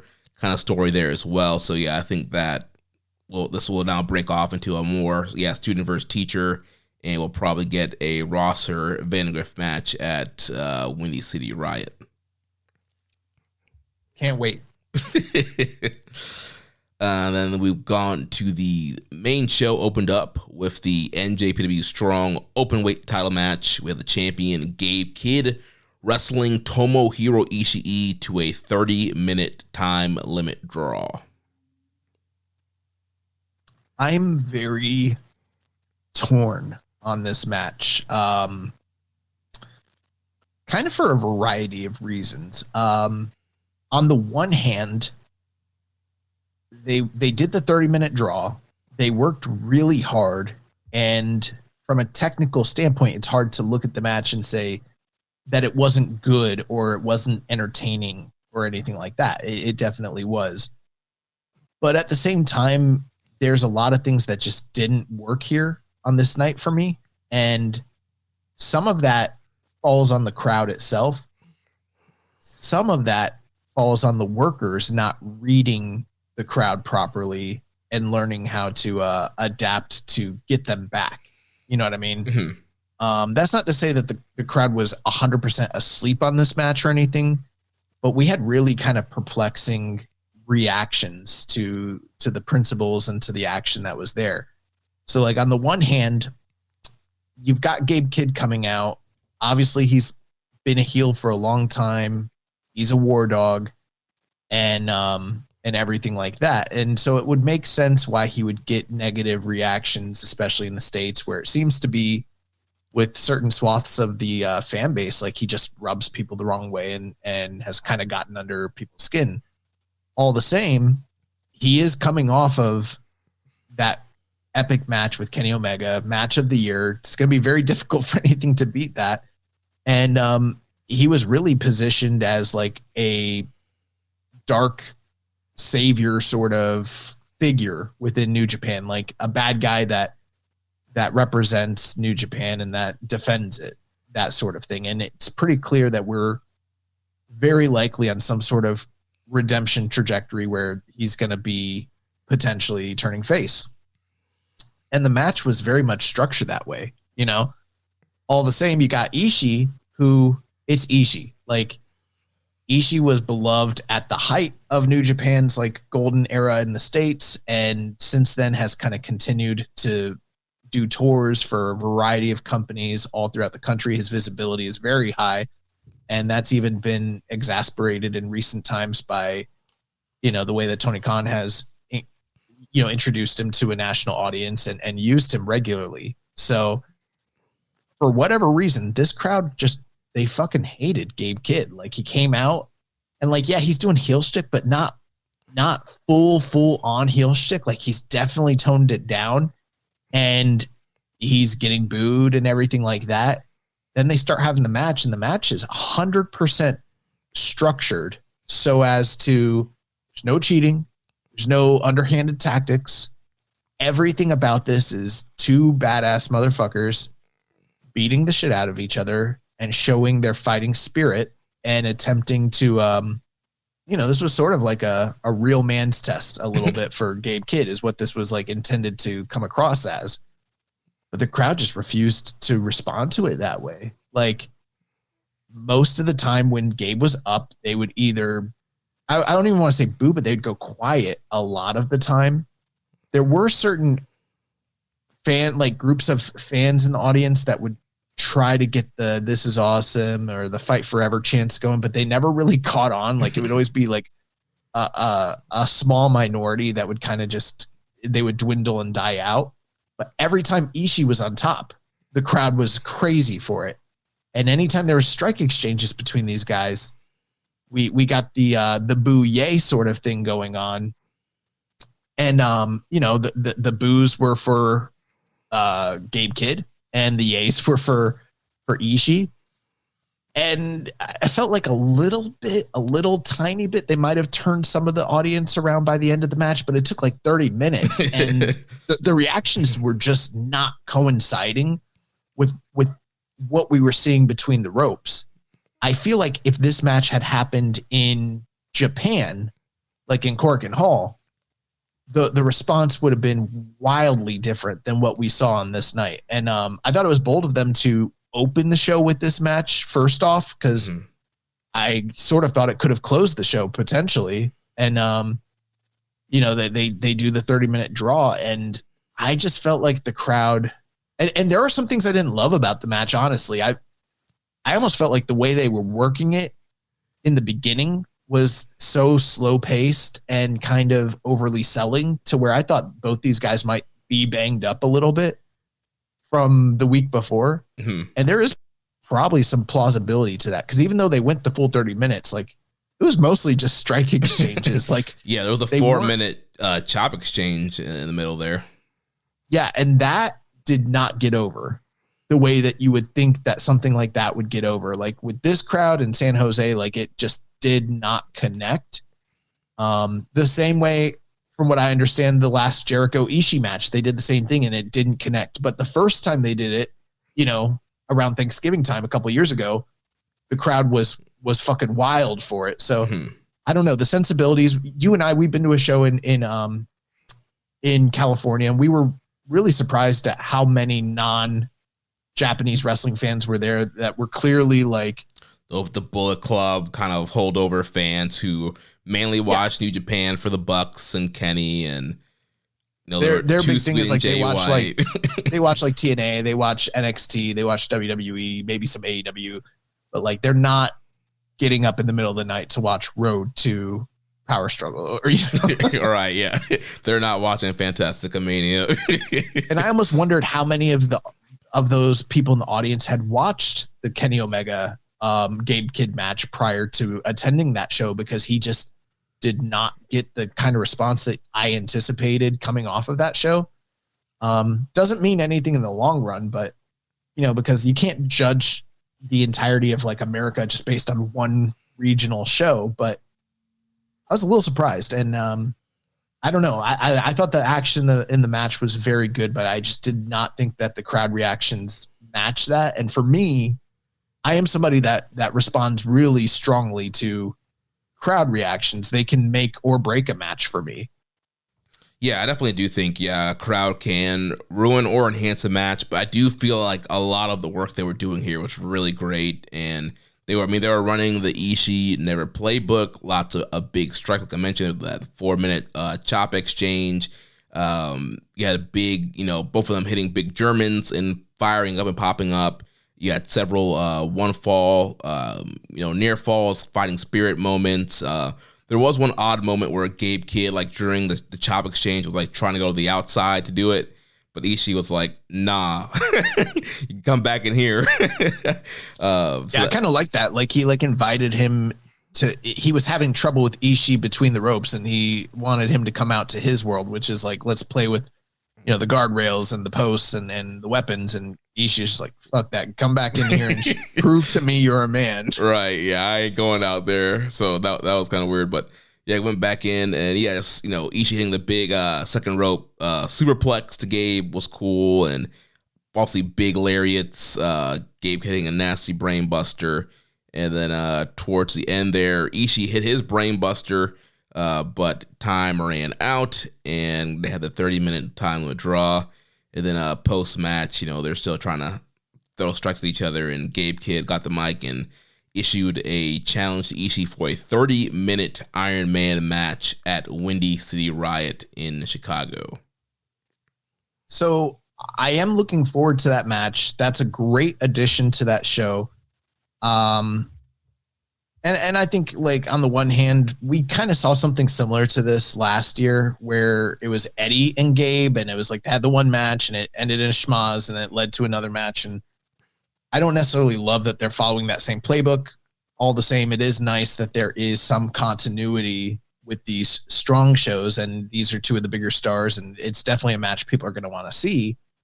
But I don't love the idea of that gimmick being introduced as the result of this match, because in kayfabe it just doesn't make a lot of sense to me. Like, why would, if they wrestled for 30 minutes without any falls, how is them doing another 30-minute match but with unlimited falls supposed to answer the question of who's better?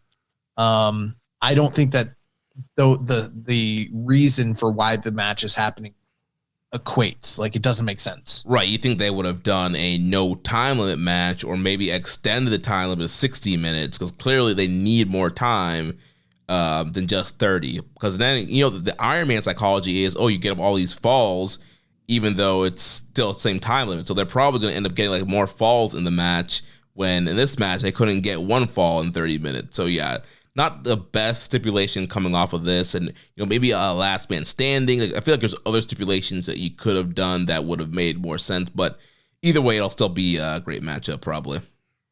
Yeah, the Chicago crowd is going to be much more receptive and kind of respectful to what these guys do, and familiar with it. So that's going to be great. And I'm not against, like, some people, like a lot of people in our Discord, they don't like Iron Man matches. Like, there is that general consensus. But, for me, I've seen too many great Iron Man matches in my lifetime for me to just completely write them off. You know what I mean? Yeah. So, and these guys are fantastic workers, so I'm sure that they can make it work and everything. But it's like the kayfabe it's not kayfabing. doesn't make sense. If he couldn't get a fall in 30 minutes, why would we expect multiple falls in another 30 minutes? Like that doesn't make sense. Yeah. I had a few questions here. Let's Commission 7252 in the Discord says, I wasn't feeling the Gabe Ishii match. It was nice that they opened the show, but through the course of the match, the strike exchange kept going, and it took me out, and it seemed like the crowd was taken out of it as well. It wasn't until the last 5 minutes of the match where I started to enjoy the match. I felt the same way when he wrestled Chris Jericho in AEW. Is Ishii's style of wrestling in the US at this point getting tiring? Well, I mean, I will tell you this. I'm a little bit tired of the tropes. Like, don't get me wrong. Obviously, I'm not Ishii, and it's hard for me, Josh Smith, the podcaster, to criticize Tomohiro Ishii, the Hall of Fame level professional wrestler, who, by the way, only got in based off the quality of his in-ring work solely alone. But at the same time, it does feel like there is a sort of spam essence, and it's not just him. I feel like Shingo is a little bit in this vein as well. In fact, I would almost kind of say most of the New Japan quote unquote strong style never division, they're all a little guilty of this, of like being overly reliant on the one kick, like kick out at one, the double down, the fighting spirit spots. And don't get me wrong, those are all like things that are indicative of like New Japan, but like you kind of want them to be earned and be used in the right context. And I feel like it's almost every Ishii match. It's almost every Shingo match. Did you get a chance to watch the excursion matches that I recommended? I did not. It totally blanked my mind that because we hadn't done it in such a week. I just realized as we were recording, I was like, "Crap! I did not watch either." It's okay. It's not a big deal. If you want to go and I'll give you my recommendations on them. But you know, I watched and we'll talk about it more. But I watched the Kenta Kano match, and I was like, "Wow, this is so fucking refreshing," because it's like what New Japan kind of used to be like, or what Noah used to be like. Two dudes beating the shit out of each other, but there's no cutesy, you know, the like back and forth. It's like kind of softish almost. Like they're hitting each other hard, but it's like it's not like Kano and Kenta. And I'm like, I kind of miss some of the more realism and hard hittingness that we used to see in New Japan. And I don't know. I feel like maybe that there's probably some people listening like they hit hard in New Japan. I'm like, I get it. I know they do, but I want more.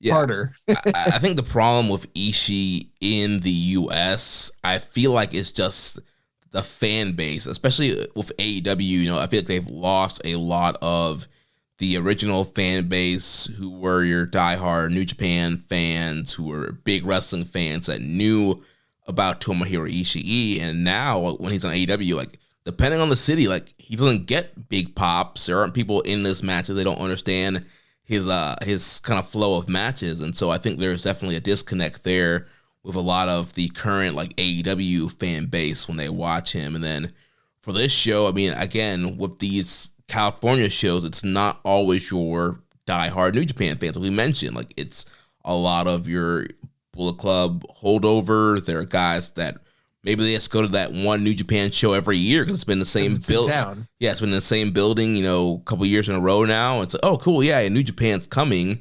I just watched Wrestle Kingdom, my first show from a year ago. So I don't think it's the lock hard, die hard people that are in the Discords on Twitter that are coming to these shows, and so there might be a little disconnect there as well. Where like, yeah, you know who Ishii is, but maybe you're just not really into his style. And then, but he did get great reactions on this show, though. But then also with Gabe, he did, yeah. Then with Gabe Kidd, it's like again, people have kind of dug their feet in the ground and they kind of hear things. And again, I don't know how many of those people watch the Kenny Omega match, but clearly there is this issue with Gabe Kidd where regardless of how many, this guy had a freaking match of the year contender, you know, 5 days into the beginning of the year, and there are people still questioning whether or not if he's great and is going to do well.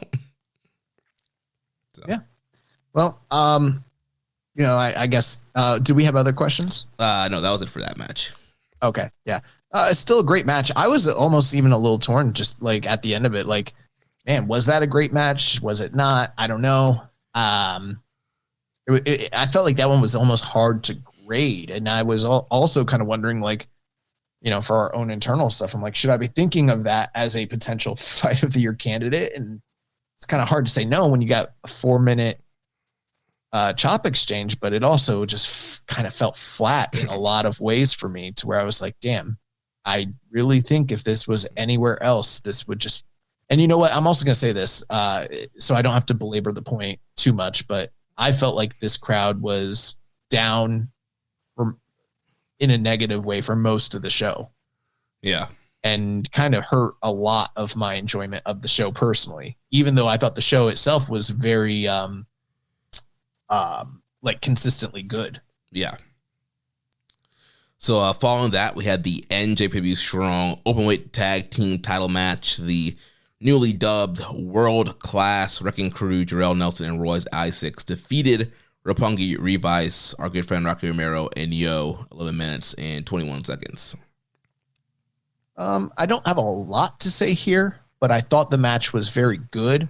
I thought all 4 guys had their working boots on, and they did a good job, like kind of getting the crowd won over by the end of the match. Ultimately West Coast Wrecking Crew, they were able to kind of get the win here over Rocky, kind of hitting him with the tag team titles with the ref's back turned and everything. And on the one hand, a little bit, it feels like, oh, okay, they're protecting Rocky by having him lose to a belt shot. But at the same time, like, West Coast Wrecking Crew, like, they're heels. That's what heels do. So it might not even be so much. I saw some people say, mention the protection thing. It might not even really be so much about protection, just as much as it is about getting heat on the heels who are in the midst of a heel tag team run. So yeah, I mean, I saw it as they fought so long to get the belts. They're so desperate. They're gonna do anything it takes to keep it, and they don't give a fuck. They're like whatever lines they have to cross to keep those titles. Right. Yeah, and I agree.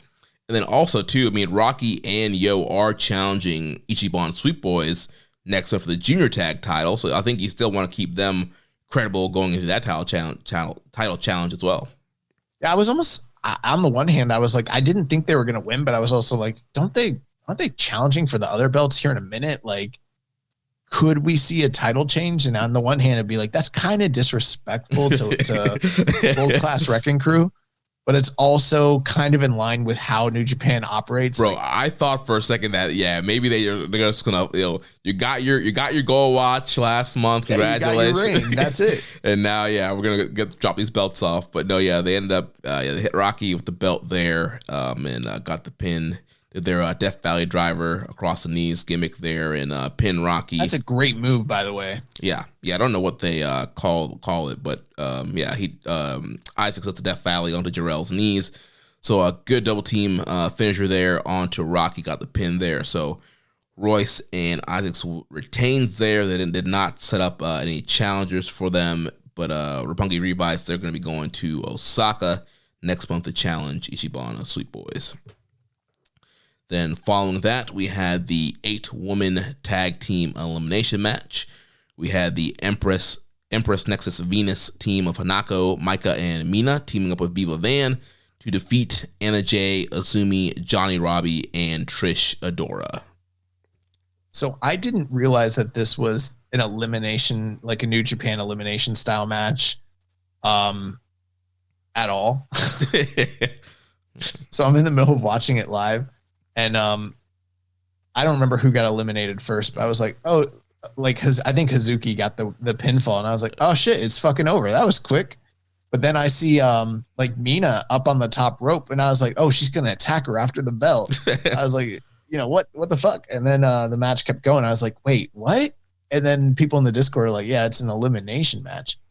And then even from there, for some reason, Jeremy, I don't know why, it didn't connect with me that this was a New Japan style elimination. So I was just thinking like, oh, okay, we're doing Survivor Series. Yeah. Then when they started doing the over the top rope gimmick, I'm like, Oh, I don't know why I didn't even think of this.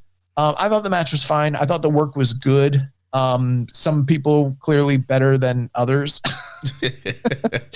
Yeah, kind of a wide scale of experience here. yeah, definitely. Why did Johnny Robbie walk out looking like she's getting ready for her first communion? Did you see that? Yeah. Like the fucking white veil. Like, what the fuck was that? Yeah, I don't know. Oh man. Yeah, match was fine. You had Hanako eliminating Johnny Robbie, Azumi eliminating Hanako, Anna Jay eliminated Vio Van, Mina eliminated Micah, or Mina and Micah eliminated Trichadora, Mina eliminated Azumi, and then Micah eliminated Anna Jay towards the end there to get the win for Kinda their fucked team. up. I said Hazuki, but it was Hanako. Yeah. It's fucked up. Fine matchup there. There was a weird spot towards the beginning where like Trichadora got rocked, and I thought that they might have had to like carry her to the back, but because she was able to kind of recover and finish the match. I was kind of pissed because I was making really funny jokes about Micah in the chat, and no one responded to them whatsoever, and it felt super wasted on that crowd. I was like, this youngster Micah, she looks good. She might have the goods. I was like, future Stardom champion contender? Question mark. No one cared. Like no one was responding at all. Probably one way or the other. Pissed off all Stardom fans is what you did. There's no Stardom fans in that chat. No one. So following that, we had the NJPW World Television title match. We had El Phantasmo and Jeff Cobb wrestling to a double countout in 10 minutes and 40 seconds. Yeah, these were two non-domestic stars that are known in the States and very much over, I felt like, with this crowd. They had a very good match. The most notable aspect of the match was the ending of the match, though, where ELP and Jeff Cobb were battling on the outside. I believe Jeff Cobb had been kind of put over the barricade, and ELP had done some sort of dive from the top rope to him, and they were battling out there. And that we're in the midst of the 20 count, and ELP gets over the barricade, and Jeff Cobb is still laid out behind, the metal barricades. And it's becoming very apparent that like we're down to the wire with this count, and there's no way that Jeff Cobb is going to be able to make the count. And suddenly he grabs what the commentary desk refers to as a young lion, but it happens to be the strong fucking survivors. Zane J. He grabs Zane J and chucks him over the rail, like from far fucking away. Like this was a crazy. I mean, I've done my share of dive rolls, but this was a scary ass dive roll that Zane J did. But yeah, he got torpedoed into ELP, and ELP was unable to get into the ring before the 20 count, so it ended up being a double count out. Rich was in the Discord saying this was the Josh Smith special. Yeah, and post match they wanted to continue to fight, and the crowd she hadn't let them fight. They're trying to do the whole 5 more minutes thing, but the ref was saying no, not today, and so they kind of teased a future matchup. Yeah, they were saying if only there was that's the one thing that I feel like New Japan in America is missing, is like a on-screen figurehead, like a GM, if you would, who can come out, tell people to hold up, playa, stuff like that. Just make matches happen. I think we need and maybe be a bad guy, like a heel persona, the authority person. Yeah, like an authority figure. That's what we need. What's William Regal doing nowadays? He works for WWE. But yeah, because if we had an on-screen evil authority figure, they could have come out and teased the 5 minutes and then taken it away and then gotten the heat on them, and it not be about the wrestlers. Then it's about the figurehead. Yeah, Eric Bischoff's, he's doing MLW shots. Maybe he wants to take his stab at New Japan. No, I hope they never do anything like that. But back in the 80s, they would do this. Double count out. The guys come up. Go watch Andre the Giant versus Stan Hansen. Go watch Dynamite Kid versus Tiger Mask. Like they go 5 minutes, 5 minutes, and you know what the referee does? Okay, they ring the bell. But for some reason, this referee, she seemed to not think she had the authority to impose a match continuation, which it's a shame. She stole from the people of San Jose that paid their good money to see that match. Referee Scarlett Donovan, no relation. Yeah, someone was like, "Is this Jeremy's cousin?" She just refused to exert her power there and to give us 5 more minutes. We did have a question from Siamese Twin Cobra in the Discord. Can we address the awesome finish, Jeff Cobb versus ELP for the TV title? Jeff literally threw Zane Jane over the guardrail at ELP from like 20 feet away for the double count out. Amazing. I was in when he asked that question, I asked him, I was like, "Is this Zane J?" He said possibly. He said so I don't know if that's actually him or not. I don't think it is, but that would be fucking funny, right? Yeah. But it was a really great finish. Or is it ELP? Yeah, no, it's not ELP. Yeah. Other than that, though, the work in the match was really good. I liked this personally, just the one-on-one match between these two guys, better than the 4-way at Wrestle Kingdom. The only thing is, they did a draw in the first match of the night, and then they did the double count out here. The quality of the matches up to this point were still very good, but I don't, some people were kind of feeling a little bit gypped because they were like, damn, like 2 times we got non-finishes in big matches here. Yeah, I felt like if you're going to do that, you should probably just have done one and then have a finish for the other one. I mean, if you want to protect Cobb, there are ways you can have Cobb still be protected in a loss, but it is what it is. I'm guessing they're going to set up a rematch for a show in Japan probably to do this matchup. At the same time, sometimes you watch UFC and it's all knockouts. Sometimes, you get draws and disqualifications, decisions. It's not up to you. Yeah.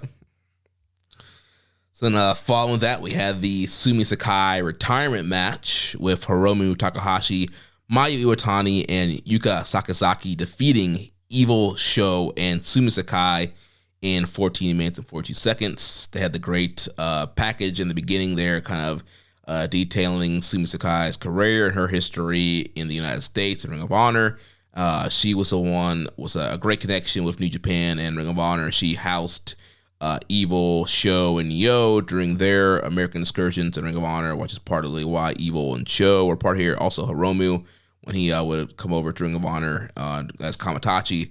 So those are kind of the reasons why those guys were in the match here. So, all set up to this matchup here. Yeah. It was a really great video package, like you mentioned. And then the match happened, and I really wasn't looking forward to this at all, just because, like, and I hate to say this when we're reviewing her retirement match, but I've never found myself to be. Now, granted, I've always heard in real life a lot of people that we know that are friends with Sumie Sakai that say, like, she's a wonderful person, and I do think she is an integral part to the relationships between Japanese and American wrestling companies. So, and there's a lot of history there for things that she has accomplished both in America as well as Japan and Mexico, from what I understand. But I've never been a huge fan of her work, to be honest with you. Not to say that she's a bad worker, but I think most of my exposure to Sumie Sakai was like later in her career during like Woman of Honor. Yeah, I know she wrestled for Ring of Honor extensively in the early portions of the company, but I never really saw too much of that. But like the late stage stuff in the late 2010s, and I just, I thought she was fine. So to me, I was like, damn, like we're doing the big send off for her. That's fine. But then it's like you find out she's teaming with Evil and Sho. And it's like, damn, she's a fucking terrorist. Like, what are we doing here? She's gonna make me watch a House of Torture match in America? Like, come on. And I was just so pleasantly surprised at the execution of this match. Like, you did a fantastic job, Jeremy, kind of detailing why the different principles of this match were involved and invited and what the meaning was there. And then, it's hard to encapsulate everything that happened, but there was this aspect where Sumie was kind of saying that with Show and Evil, she still kind of sees the good in them and thinks that she could bring that out. And that becomes a big sticking point because there is no good in Evil and Show. And they almost become contentious against their partner, Sumie Sakai. So it's almost like she's wrestling her retirement match against, these fantastic Joshis and against Hiromu, but also having to kind of contend with the disconnect as a team between her and Evil and Show. And then at one point, like, she even is fighting against them in the match. And whoever laid this out, they did a fantastic job. Like, everybody got a lot of really great shine. Very fast paced, highly enjoyable, a lot of comedy, but not like the terrible type of comedy that you just hate to see. Like, this was really well done and used sparingly to kind of enhance the match. And then down the stretch, it got very emotional. And I thought it was a fantastic send-off. And up to this point in the match of the night, honestly, as crazy as that sounds, like that I'd be picking Sumie Sakai's match over a Gabe Kidd and Tomohiro Ishii match, but that's where we're at in 2025.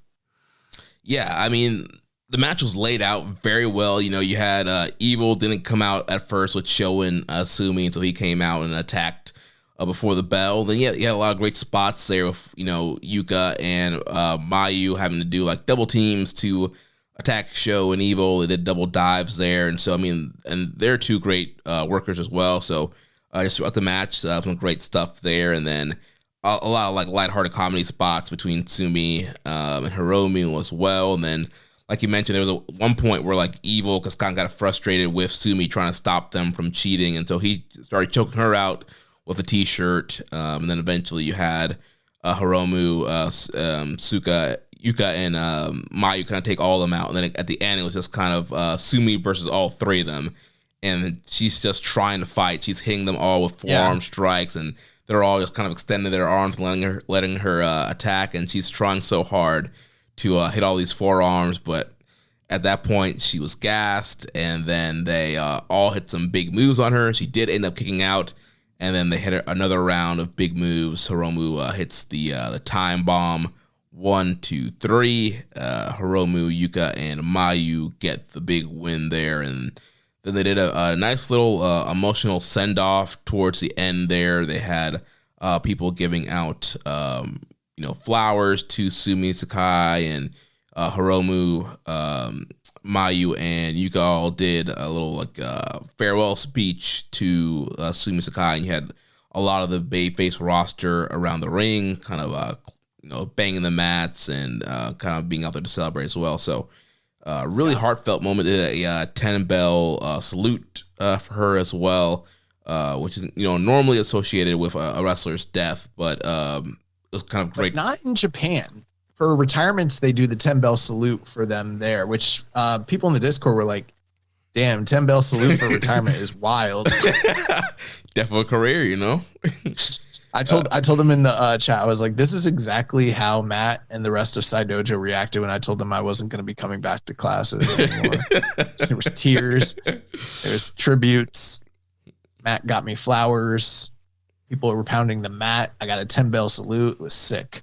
But no, one of the funniest moments of the match that we didn't even talk about was like Hiromu puts Show in the or Evil, one of the two of them. He puts them in the abdominal stretch, and then he reaches down and grabs one of the like Yuka Sakazaki or Mayu. Like the three of them form a chain, and they're like giving each other the leverage. And then there's just Sumie there, and she's not even on their team. And then she grabs their hand, and then she reaches over the barricade, and then they start holding hands the people in the audience, and it started going around the building. Yeah, that was so great. Funny. Yeah, there was also somebody dressed up as a Kamatachi out there. I don't know who that was, but they're out there around ringside. Doing a geek. Yeah, I thought people speculating like maybe that's somebody they couldn't show on camera that wanted to be there for Sumie. I don't know who that was, but yeah, this was a nice, fun matchup. Nice way to send Sumie off, and yeah, it was really entertaining matchup. I feel like everybody played their role perfectly well here and very well executed. Yeah, and I think the thing too is she mentioned in the VTR that like she had worked so many different places, but she'd never worked New Japan, obviously, just being a Joshi. And like there was one opportunity, one time early on in her career where she thought she was going to get sent for one of those Joshi showcase matches from like the early 2000s. And then they skipped over her. She didn't get to go. So like she she almost worked New Japan in the early 2000s, then never did. And then for her to finally like have her retirement in a New Japan ring was like a really big deal. And I think there was a lot of symbolism having it in America, but for New Japan with, so I thought that was really cool. Yeah. I have a couple questions here. Fauci in the Discord says, probably Evil leaving NJPW is just an angle, but do y'all think House of Torture could have worked without him? And Native says, can Evil take the rest of House of Torture with him, please? So Evil in the post-match comments saying that he's not going back to Japan. Bye-bye, New Japan.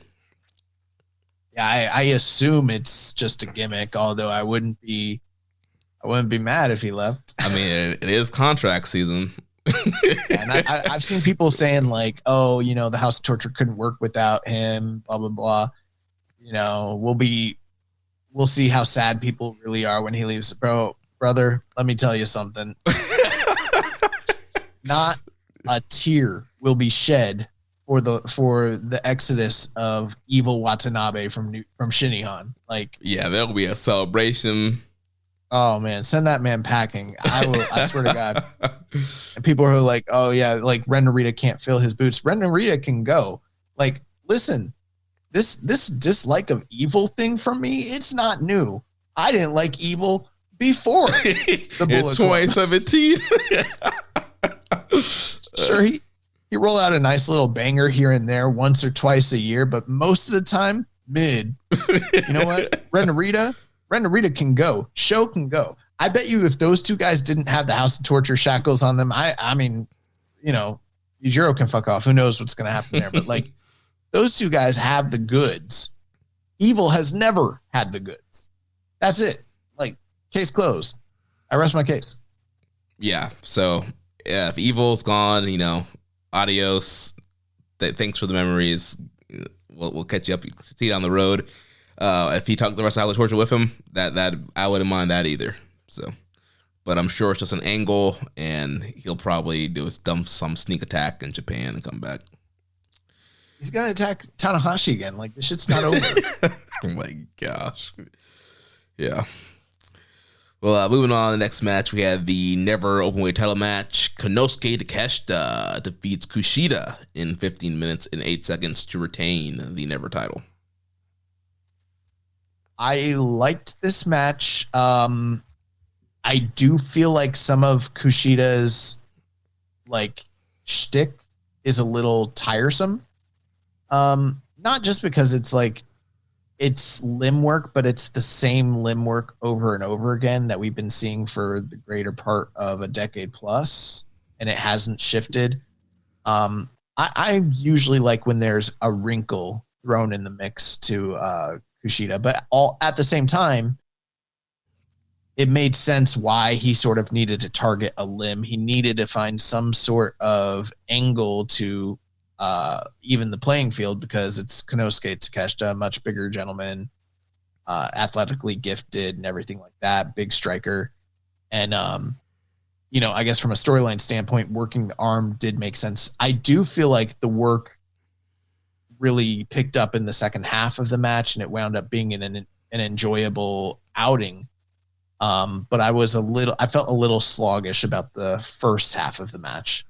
Yeah, it was definitely more of a Kushida match than a Takeshita match, which can be fine. Like you mentioned, it's going to be a lot of work on the arm. And Takeshita's a great seller, but I think Takeshita's strength is more when he's on the offense, and it's more of a back and forth match, and so he's having to sell the whole match also to a smaller guy because Takeshita's working over the arm. He does, the divorce cord off the top rope. He's doing all these different moves to the arm and shoulder to set up the hoverboard lock, and also really good stuff there. But, I think Takeshita really shines when he's kind of the lead on offense, and he's doing a lot of his big power moves, which eventually towards the end he did kind of come back there and, hit the Blue Thunder, and then eventually hits the Raging Fire, that twisting Falcon Arrow for the win. So really good matchup, but I think I would have liked it more if it was laid out more in favor for Takeshita than Kushida. But I guess you kind of had to do that because Kushida is the smaller guy. Yeah, I think some people had that issue that Takeshita seemed to have struggled with Kushida. I'm not even really so opposed to that aspect. I just would have liked there to be something different, like a change up to the status quo from Kushida's work, which is admittedly fantastic, but it's it's a bit repetitive. Yeah. So then post-match, Takeshita got on the mic and he called out Hiroshi Tanahashi for his last match in America at Windy City Riot. So that will be a great matchup there. Hiroshi Tanahashi versus Konosuke Takeshita. I'm sure that will become official pretty soon here, and I'm guessing it'll probably also be for the Never title. And so, you talk about an attraction for the Ace's last U.S. match. That's a pretty big deal there. I can see that main eventing that show, so that should be a great matchup there. Yeah, that's a pretty cool match, and my understanding, I think they did wrestle once when Takeshita was young, and Tanahashi just kind of ran through him. So kind of cool to see everything come full circle there. And, at this point, all indications are like, if Takeshita wants to be, like, he could be the man. And, I know we talked a little bit about it last week, but those comments from Kadani, and again, you can't always take what you read in the media at face value, because they're not always 100% reliable, especially when it comes to translations from Japanese language. But, adding a little pinch of salt to this, from what Kadani implied based on the translation, he seemed to have said that the number of dates that they have on Takeshita were greater than the number of dates that AEW does, especially with how how irregularly AEW runs. So it seems like we're probably going to be seeing a lot of Takeshita this year, like not just like the Jon Moxley kind of semi-active, but mostly working in America. It sounds like if he wants to, and based on the contract situation, like he might be working primarily in Japan this year.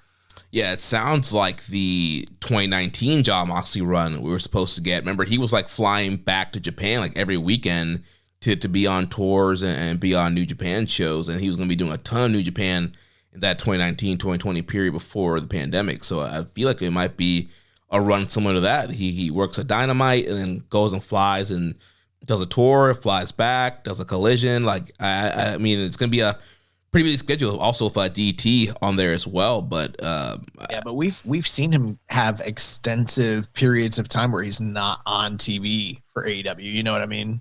Yeah, right now as international champion, he's been getting a little bit more TV time than usual. But right, eventually, he will drop that belt, and then who knows what will happen with him from there.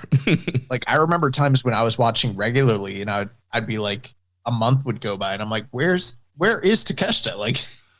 Yeah, they're gonna use him. They'd hide him on Rampage, or he'd be stuck on like Dark and Dark Elevation when those shows existed on YouTube.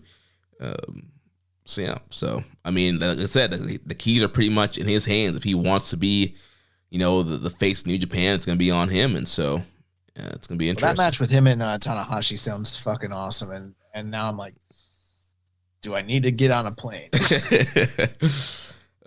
We have some questions here. Miley for Life says, can we talk about the Takeshita expectations? They are all over the place on the internet.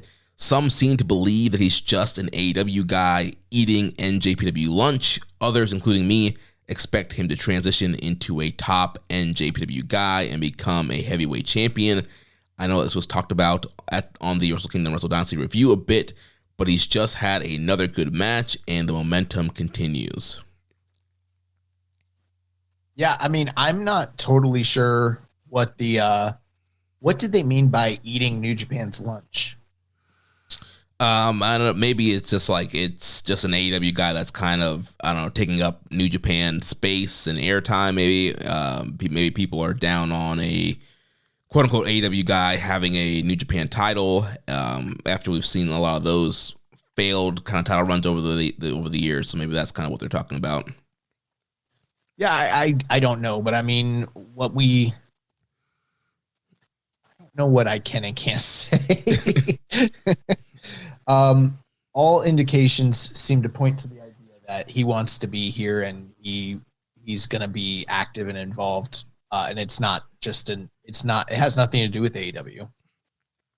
Yeah, I mean, there have been rumors for a while now that he was coming to New Japan and people are trying to shoot them down. So we see here that he's signed and also he's still going to do AEW. But yeah, I mean, there had been rumors and some of those kind of quasi kayfabe comments that he made at some point last year of, wanting to wrestle in Japan. And so I do think, obviously, we see guys a lot of times in wrestling want to go back to their hometowns and wrestle more at home.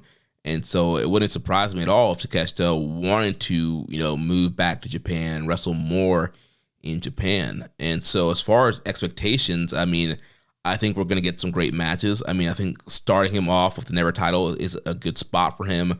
He fits that style perfectly. But, I mean, if he's going to be here more and more, I mean, like let's do another G1. I mean, he has more aura and presence than all of the current crop of young guys.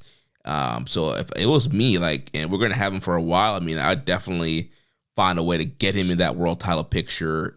Maybe he wins G1. I definitely have him factored into a Tokyo Dome main event if I'm New Japan. If you're David Finlay, are you worried about your prospects of winning the New Japan Cup with this guy around? Well, maybe not. He's still never champion right now. I don't mean anything. Naito headlined the Dome for an IWGP title shot as never champion. True. Yeah. But yeah, I mean, he signed a deal. That's one thing I don't think people totally kind of maybe grasp or comprehend, because obviously New Japan's only the third largest company in the world right now. They've kind of been passed by AEW and WWE. They offer so much more in terms of, earning potential, that when people think about what the wrestlers care about, what they want, that's the primary thing that they're thinking of. But you have to kind of remember that, for a lot of Japanese wrestling fans, and Takeshita grew up a wrestling fan, they didn't have a lot of exposure to North American and U.S. wrestling. And for them, the place where you want to be is New Japan Professional Wrestling. That's the top premier. That's the same sort of thing as when you hear Bailey or whoever the fuck these WWE wrestlers, and they talk about their WrestleMania moment growing up watching, and they're crying and stuff. That's how it is for Japanese wrestlers. And so, yeah, maybe there is that potential. It's I can't have the same amount of earning potential in New Japan, but it's still New Japan. For them, it's almost do you just want to be a guy that has a career in North America, or do you want to potentially hold the big boy belt in the top company in your country that you kind of fantasize about your whole life? That's what this is. Yeah, and I'm sure he's made a ton of money thus far in AEW, and from what I hear, it doesn't sound like he's a guy that's super concerned about that. And as long as he didn't spend it all on Cinnabon, I'm sure he can take a lot of that over back with him and kind of have a nice savings built up there. So, yeah, I don't think money is his big motivation. Like you mentioned, the boyhood dream is being in the cerulean blue. And he was a guy as a young kid who wrote letters to New Japan and all these different dojo systems, hoping that he would get accepted by New Japan and be able to go to that dojo system. But obviously DDT answered first, and that's where his career went. But yeah, ultimately, yeah, he's always wanted to be in New Japan, and now he's getting the opportunity. And I could definitely see him at some point doing more and more in New Japan. Yeah, but I mean, to put it, as concisely as possible, he signed this deal independently of AEW, and he has the freedom to do so. And he has a deal with DDT as well as New Japan. So he's not just going to be working New Japan dates alone. He'll be working DDT, continuing to do that as well. So, it really has very little to do with AEW at all. Yeah. Death Triangle 720 says, do you think there's a realistic chance Takeshita will stay further in New Japan full-time after 2025? The guy is still an AEW champion, and you got to assume TK will pay him double to keep him. I'm not so sure about that. You know what I mean? Like, obviously, Takeshita is so, like, he has so much going for him in terms of, like, what he brings to the table. But there's that big detriment. He does not speak English. And I've talked about this extensively so many times.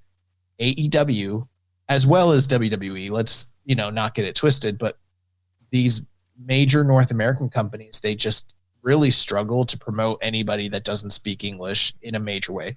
That's not to say that they don't give them screen time. They don't give them titles. They do, obviously, but to give them meaningful storylines, meaningful pushes, present them in the right light, they struggle with that. And there might even be a little sense of relief that you don't have to hear from the fans online saying, where's Takeshita? Why isn't Takeshita being used? Why aren't you pushing him? Blah, blah, blah, blah, blah. Because then it's like, oh, well, he went back to New Japan. New Japan's never going to be a threat to AEW in terms of like worldwide dominance. They just don't have the funding for that. There might be, and then I'm sure that they could probably get dates on him in the future if they really needed to. Do I think Tony values Takeshita so much that they'd be willing to pay double to prevent him from doing any sort of further business in Japan? I just don't think that's realistic. Yeah, I don't think Takeshita is on WWE's radar right now either. And so I don't think there would be a huge bidding war for him. So yeah, I don't think TK he's going to back up the Brinks truck for this guy. I think he'd be happy to say, hey, yeah, you go to our partner in New Japan, then yeah, we can bring you back for Forbidden Doors and other co-promoted events.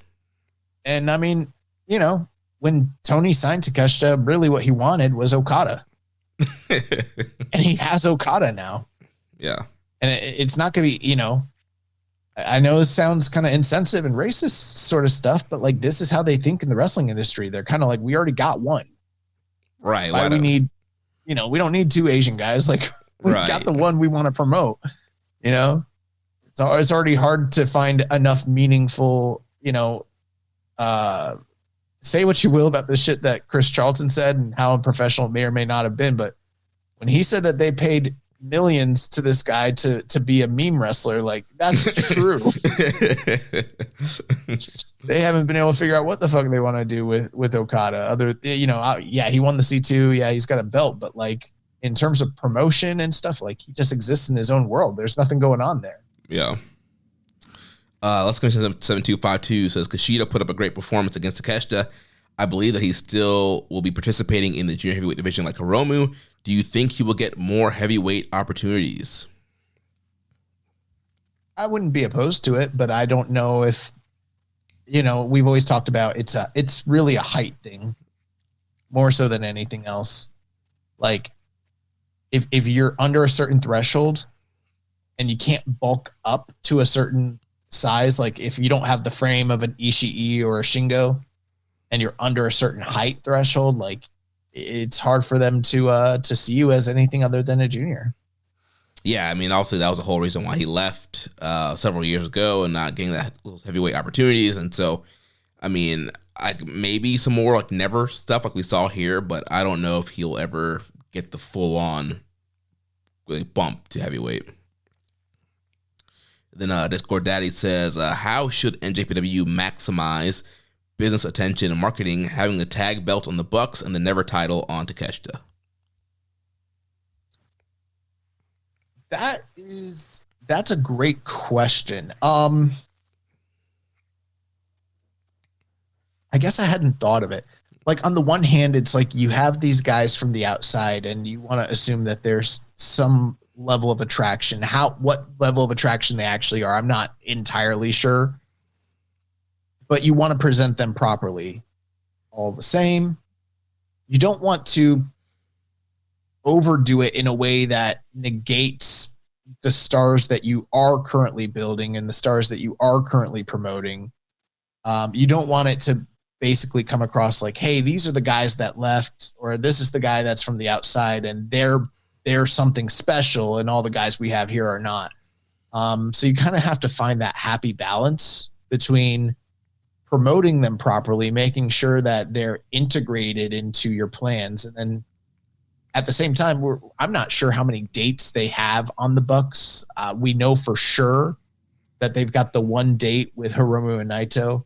I would hope that they continue to come back because it's fucking cool. But I don't know how realistic that really is with them being EVPs in AEW. And I don't know the ins and outs of how that's going to work. So what are your thoughts, Jeremy? How do you think they should promote these guys? Yeah, I mean, it's hard because I feel like for the Young Bucks, like that's an act you would try to use in America. But clearly there's going to be some conflict of interest there with AEW and the dates that they're going to be able to run. Because like I would feel like the Bucks would have been perfect to be on this San Jose show. It's in their home state. They're not on AEW TV. Like I feel like that could have been a great act to maybe help you get to that 2,500 that they've gotten in past years. And so I feel like an act like that would have been great on a U.S. show. Bringing the Windy City Riot. But clearly there's probably going to be TK's probably not going to want those guys working a ton of New Japan US dates. And so, I mean, they had Mox. Yeah. True. They had Mox work US dates. I don't know. Yeah. I don't know. But but he wasn't happy. Right. And I feel like the Elite, I don't know. Who knows? They might not be happy either. Right. But yeah, but I mean, for now, given I guess you just kind of use some how it's kind of a special attraction, big tag team matches in Japan. Takeshita, I feel like you just kind of continue to line up, big dream matches. Him, Tanahashi is a great one. They did him and Shingo, him and Ishii, and you kind of run through the gamut and do these kind of big never style and big dream matches with him in New Japan. I think for me, the first thing that stands out, if I'm able to do it, I get Takeshita into that into New Japan Cup, and I have him go far or maybe even win it, because I feel like Takeshita, even to this point, is still not a proven draw in Japan. I think that they're on the cusp of potentially getting him to that level. But, he's a DDT guy. Like, this is his first time really being with New Japan, but it would be so cool.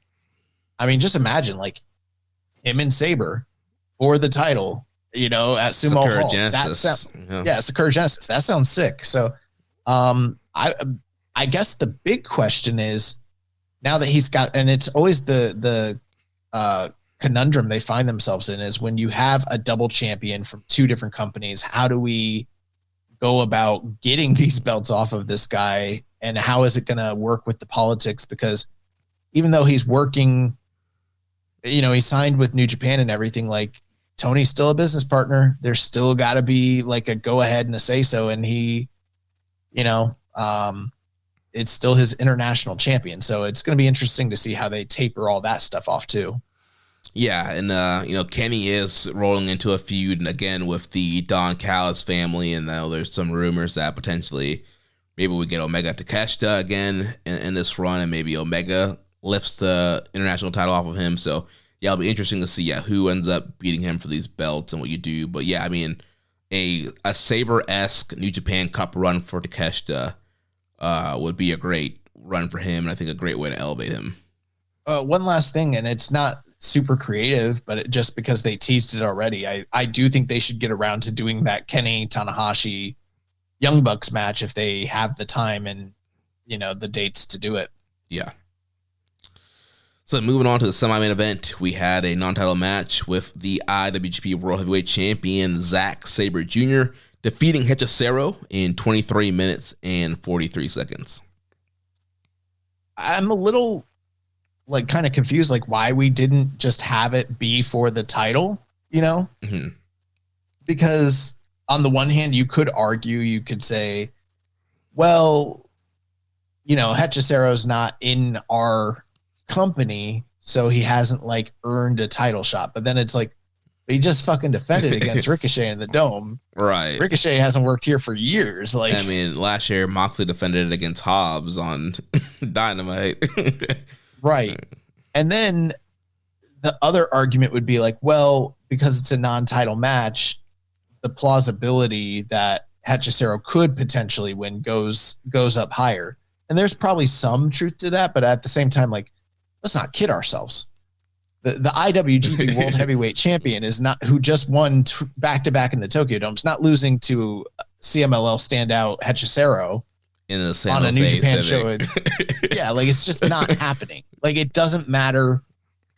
Like, anything else could happen. They could go any other route with the finish. The one thing that's for sure not happening is Hechicero beating Zack Sabre Jr. on that night. So to me, I was kind of like, we might as well make it for the title, and give him a title defense, rack up those numbers, but I guess not.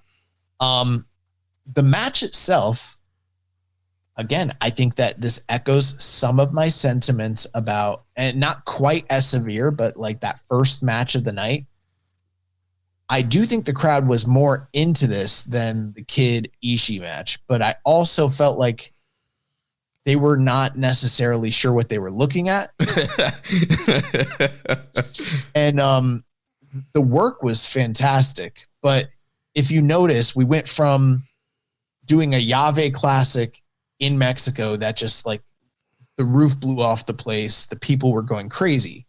Then they took that match and they altered it a little bit to make it a little bit more palatable for the UK audience, but in many ways it's still the same match. And that crowd still reacted really well to it, but it was night and day between the heat from the Mexico to the UK audience. Then it comes to the US, and I don't think that this crowd knew what the fuck they were watching and what to do with it. If this exact same match had happened in Mexico or even Japan, the responses would just be so different. Mm-hmm. I still think, though, this was the match of the night overall, and a technical marvel. I mean, at this point, and I've been saying this for years, I think that Hechicero and Zack Sabre Jr. are the two best technical wrestlers in the world. I think that they, as much as I love Bryan Danielson, I think they bypassed him a long time ago. And I felt that they were the two best guys like in 2018 when they had that first match in PWG. And yeah, the match was really great. The only couple things I would probably, I still do think that I was lower into overall on this match than the other two. So I felt like we got incrementally worse as time went on. For a good portion of the match, it was just guys continuously going for sub.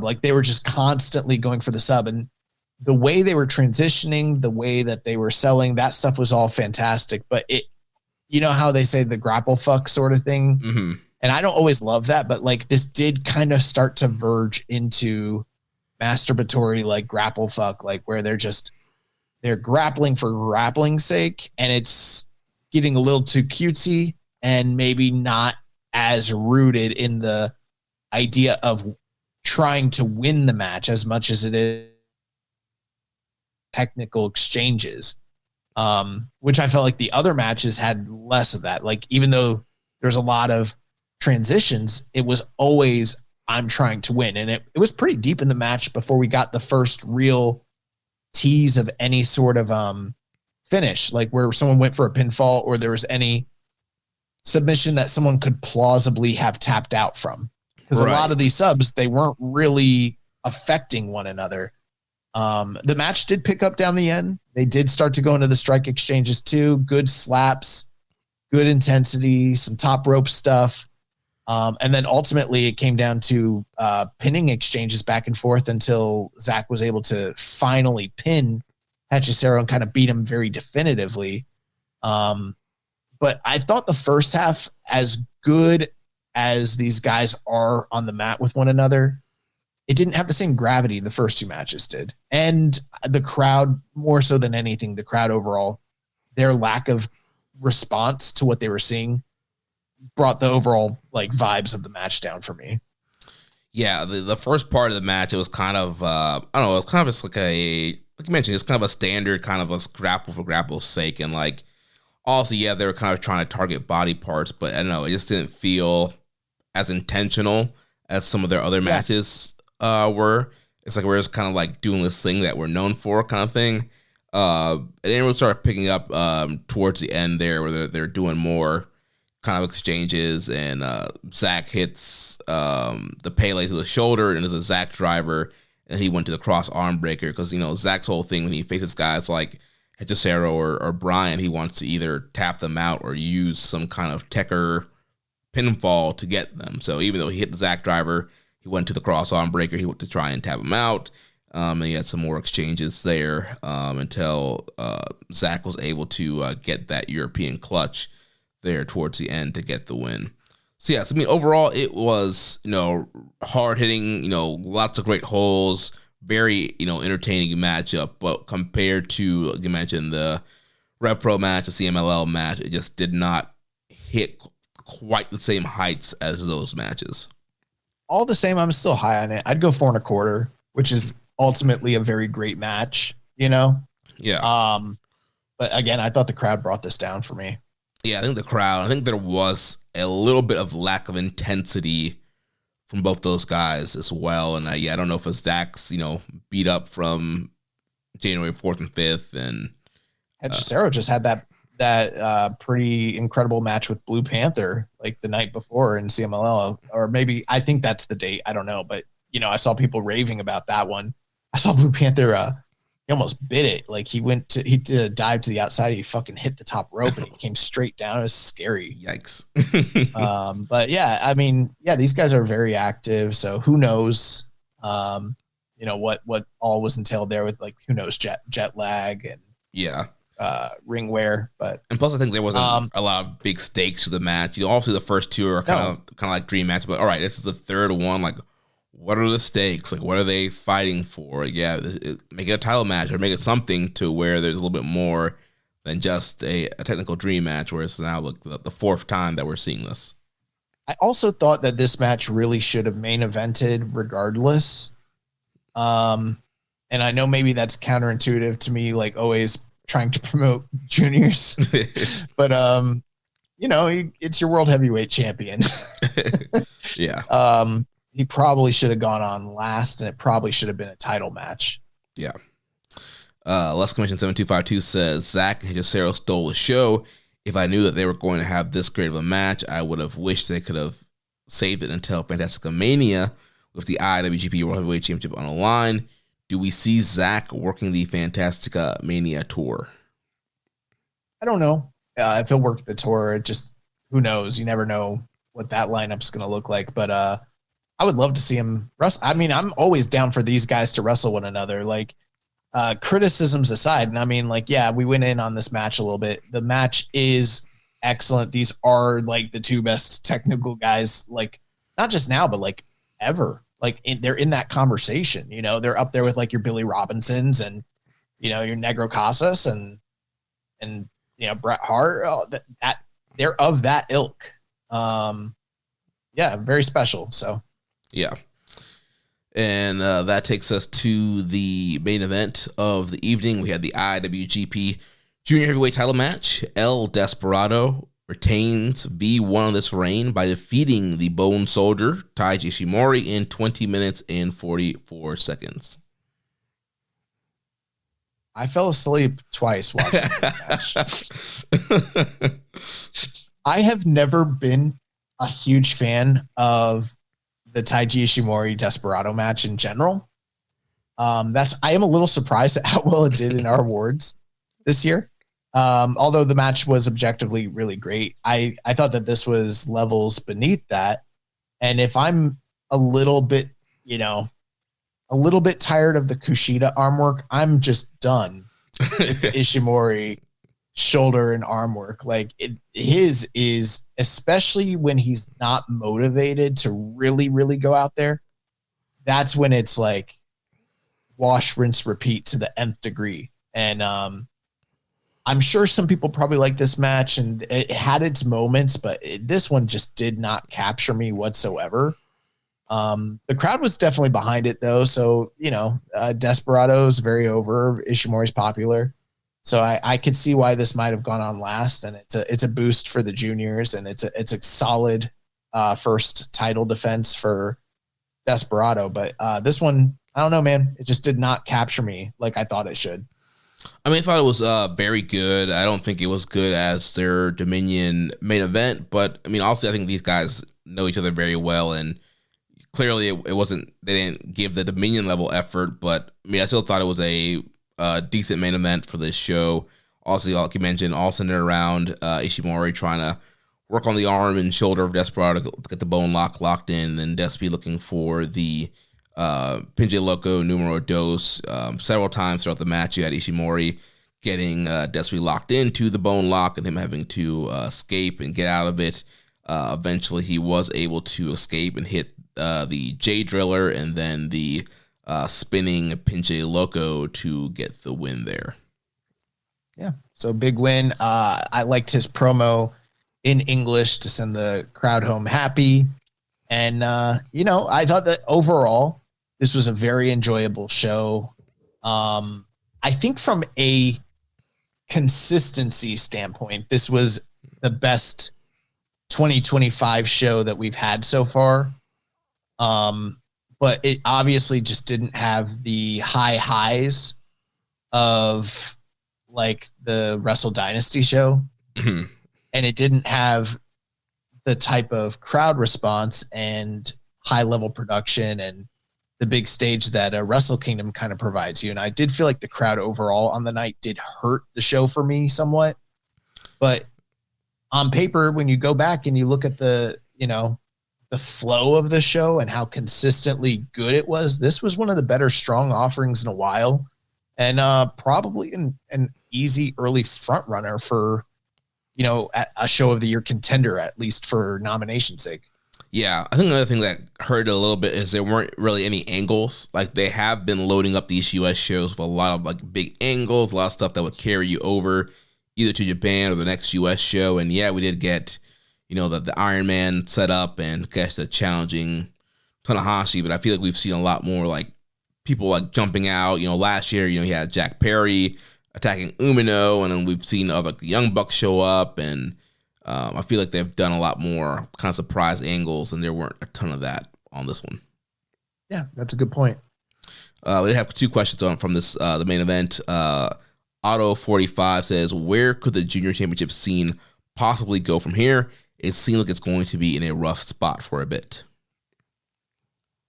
Well, the fortunate thing is we only need to have a couple significant title feuds up until May when Best of the Super Juniors comes around. So, you're talking about, February, March, April. That's probably 3 meaningful matches. I'm sure that they can finagle their way into 3 significant title defenses for Despy. Yeah, I think you take a lot of the guys that have been in the junior tag division and give them single shots. I mean, you can give Clark Condor a shot. You can give Francisco Akira and TJP. Like, you can give those guys individual shots, and they haven't really had a single title match in a while. So I feel like if you broke up some of the junior tag teams for just a little bit, you can get some new intriguing matchups for Desperado. It's always Ishii. I'm not going to stop advocating for it. Yeah. If Drill and Maloney can go up, I don't know why Ishii can't go down. Yeah, that's true. Yeah. Junior ace. Old Trev on Blue Sky says, there's a very good chance we will see Desperado versus ZSJ at the anniversary show. Why are people not happy about this? Are they not? I don't know. I've never thought about that. Honestly, yeah, I had not even thought about the fact that it's going to be Zach Despy until this question came through.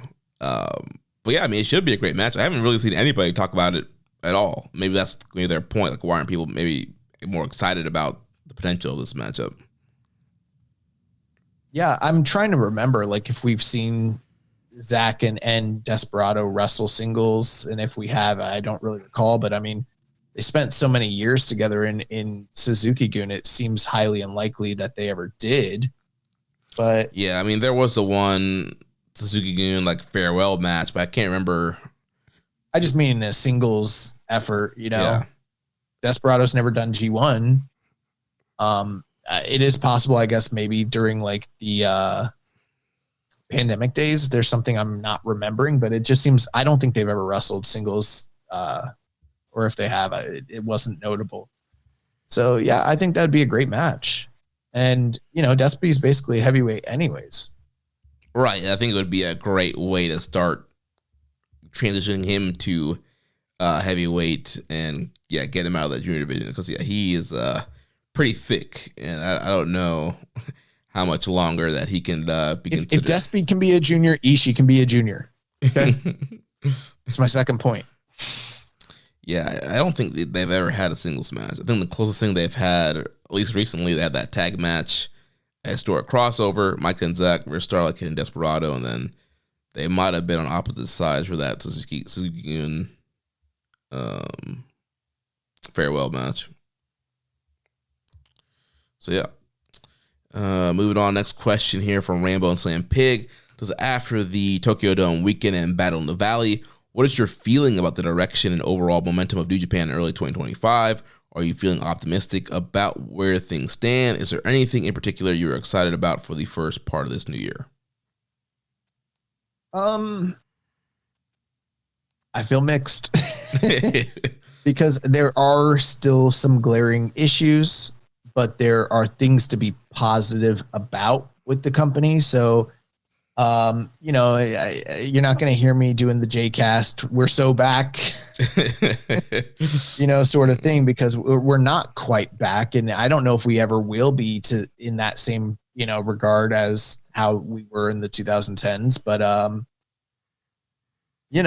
I think there are positive signs. There's a lot of youth. There's a lot of, exciting developments that are going on, and some of these signees and outside guys that have kind of come in that, revitalizes things. All the same, do I think the creative is, popping right now? Do I see a bunch of, angles and characters that I'm like salivating over right now? Like, no. I thought New Year's Dash was, I mean, if I wanted to take the pessimistic route, there are things like, there were issues at the top of the card on Wrestle Kingdom. I thought Wrestle Dynasty was kind of as good as the work was. It was kind of a nothing show aside from the Gabe Omega stuff. And I mean, the Gabe stuff is very exciting, but New Year's Dash, terrible follow-up, to the whole weekend. And then this show, as good as it was, there just seemed to be certain things just not connecting. And I'm a little still perplexed between the disconnect between New Japan proper and New Japan Strong and their US efforts in general. So, it's not a perfect situation. It's not a perfect scenario, but with all of these Reiwa guys coming in and kind of getting developed, and this kind of new fresh direction with Zach and signing of Takeshita, and maybe we can get more dates on Kenny and the Bucks. That stuff is all very exciting, and I'm looking forward to what happens this year. But I think they need the right creative to get everybody to where they need to be, and that's the biggest thing. Yeah, I mean, I'm kind of like you. I'm a little bit. I kind of see the optimism pretty much for this year. It's a lot of, like you mentioned, a lot of new faces kind of being elevated up the card. So I think there are some exciting things that can happen. I mean, just looking at New Beginning in Osaka, which we'll run through the announcements of that card. I think there's a lot of intriguing matchups on that card. And so I think we have the players in piece, like you mentioned. We just need to creatively use them. And so I think New Japan Cup could be very interesting with a lot of the names that are on the roster right now. And so, yeah, I think it really depends on creative. 'Cause I think that, yes, there's not as big of stars as they once were, but I feel like they are kind of really honing in on a nice solid roster with the Reiwa guys and now Takeshita and, the War Dog guys. And so I feel like in ring, we're in a pretty good spot, but that could be complemented with good creative. Yeah, I mean, New Japan has always, especially in modern times, has really always kind of hung their hat on the fact that we have the best wrestling, right? Mm-hmm. And more often than not, that always seems to be the case. As many like great years have existed for other outside groups, whether that's Stardom or NXT or AEW or what have you. When you go back and you look at that cage match, you look at those VOW Wrestler of the Year polls, even if they don't win it, the group that's going to have the most nominations and the most number of great matches, it is always New Japan. But that in and of itself has not been enough. It's been a benefit to the company over the past 5 years since the pandemic period started. But that alone and in and of itself is not enough to get New Japan to where they need to go. The big secret when it comes to professional wrestling is that professional wrestling is a star-driven business, just like boxing and just like MMA. And really it all comes down to, can we create characters that people connect with and resonate and are willing to spend money on to see them fight each other? And so it doesn't matter how good the fighting itself is if you don't care about the people involved. And that's where we're at. We're at a point where the old guard is passing away. They're all leaving. And the ones that are still around, they're not long for this world. And we need to not just elevate these guys, but get them to the point with creative, like you were saying, Jeremy, to where they become stars. And you can't make a star out of everybody, but they got to try with the right guys, find the right timing, and figure out who it is that they want to push. Yeah. And it's not Shota Umino. Yeah. So coming up next week on January 19th, there's going to be the NJPW Wrestling Life 40th Anniversary Yuji Nagata Blue Justice event. And as of right now, there's only been one match announced. It's going to be the main event, Tanahashi, Bolton Oleg, Toriano, and Nagata versus Narita, Sho, Kanemaru, and Yujiro. Oh, sick. I cannot wait to see House of Torture and Hantai wrestle for the Never Six Mans again. Well, this is like the sixth time. Yeah, this is an 8-man. That's a preview for the... Oh, it's a preview for the titles. Oh, okay. You needed a preview for that match. That makes sense. Yeah. Then also last week, the company did announce Tanahashi's final road on Road to New Beginning, with his matches centering the theme of connection and kinship. And so on January 19th, like I just mentioned, he'll be teaming up with his Never Six-Man partners and Yuji Nagata take on House of Torture. Then on the 22nd, he'll have his first of his connection matches, as he will start taking on the Young Lions. So first he will take on Shomakato, and then on the 23rd, he'll take on Murashima. Both of those will be in Korakuen Hall. And then another connection match will happen for Tanahashi on February 3rd in Korakuen when he takes on Daiki Nagai. And then this will be followed by a February 4th match where he will, it'll be a preview of a kinship match with Togi Makabe that will be happening in Osaka, where it will be Tanahashi and Murashima to take on Shomakato and Togi Makabe. And that will lead us to the 8 matches announced for New Beginning in Osaka, February 11th. So it will be Hiroshi Tanahashi versus Togi Makabe. So it is the anniversary of that matchup there. So they'll be facing off. And then Shingo Takagi versus Drilla Maloney. Shota Umino versus Great Okan. Taichi versus Sonata. IWGP Junior Tag titles on the line. Ichiban Sweet Boys defend against Roppongi Revice. Young Bucks defend against Hiromu and Naito. Tsuji defends against Gabe Kidd. In the main event, Zack Sabre Jr. defends against Hiroki Goto. Yeah, that card looks great. Glad we're not getting it split up. Glad we're getting a classic New Beginning show. I like the developments, what they're doing with Tanahashi here. Take note, WWE. You know, they said John Cena was on his retirement tour. The dude hasn't wrestled once since, doing it, whatever. And yeah, like next week will probably be a light review of a, I hate to say it, but a nothing Blue Justice show. And then, a preview for New Beginning, right? There'll be previews to Road to New Beginnings. So we got a while to go. Yeah, because New Beginning Osaka is February 11th. So we got a month. Oh, jeez. Wow. So there'll be a lot of Road 2s in between that. And we're getting New Beginning after, we're getting Fantastic Mania after New Beginning. Yeah, so after New Beginning in Osaka, a few days afterwards will be the start of Fantastic Mania. Did you see the other dates that New Japan came out with today? Yeah, I have it in the news section here. Okay, gotcha. With some questions here on this card, Death Triangle says, after Naito and Hiromu win the tag titles, who do you see being an exciting challenger for them? The Bucks. I don't know. I don't know what direction they go with that. I guess it's fine for them to put the titles on them. I don't know if they will. Maybe they will. I don't know. Yeah, I can't really think of any compelling teams. I mean, maybe you bring Youngblood back to challenge them. Besides that, there's not much to offer there. I can't think of any exciting match at all, period, that involves Tetsuya Naito. Yeah. I'm not even making a joke. It's just true at this point. It's true. Yeah. I know people that love Naito, they're lobbying. They're like, this is the answer. Have him grab a tag rope. We'll hide the flaws.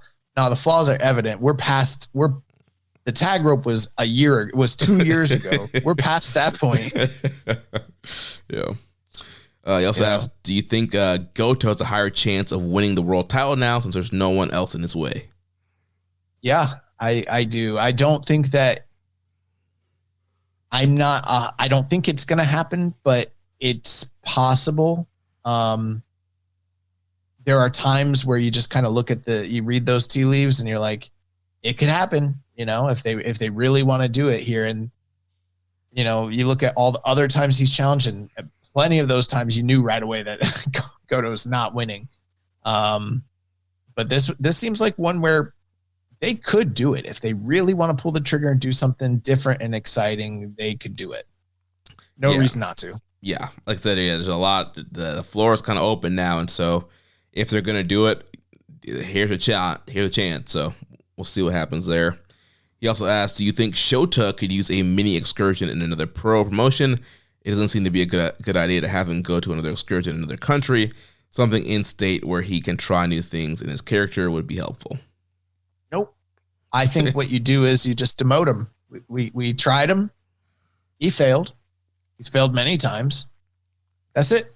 You give him the Sonata treatment. Now you give him the Yujiro treatment. Damn. I said what I said.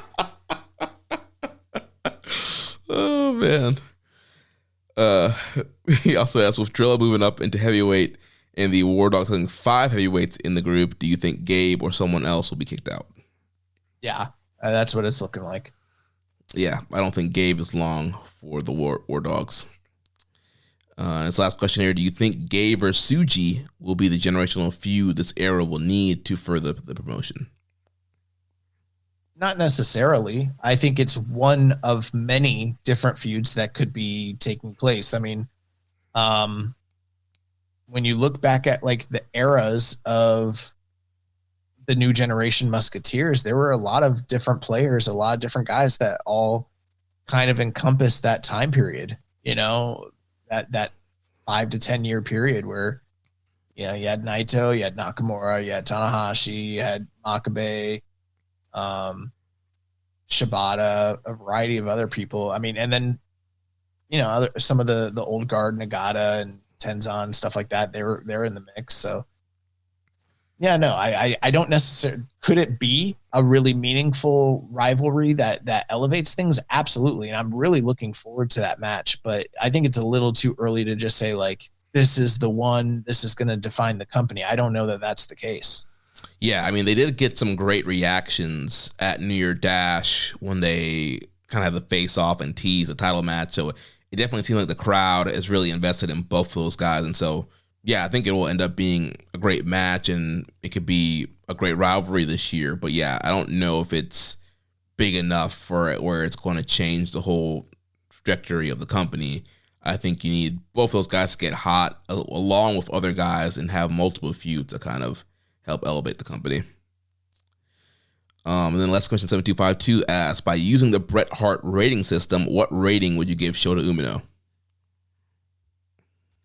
All right, so what's the Bret Hart rating scale again? It's look, mic, work, and we added it factor. Oh, yeah. All right, so look. I say like 6.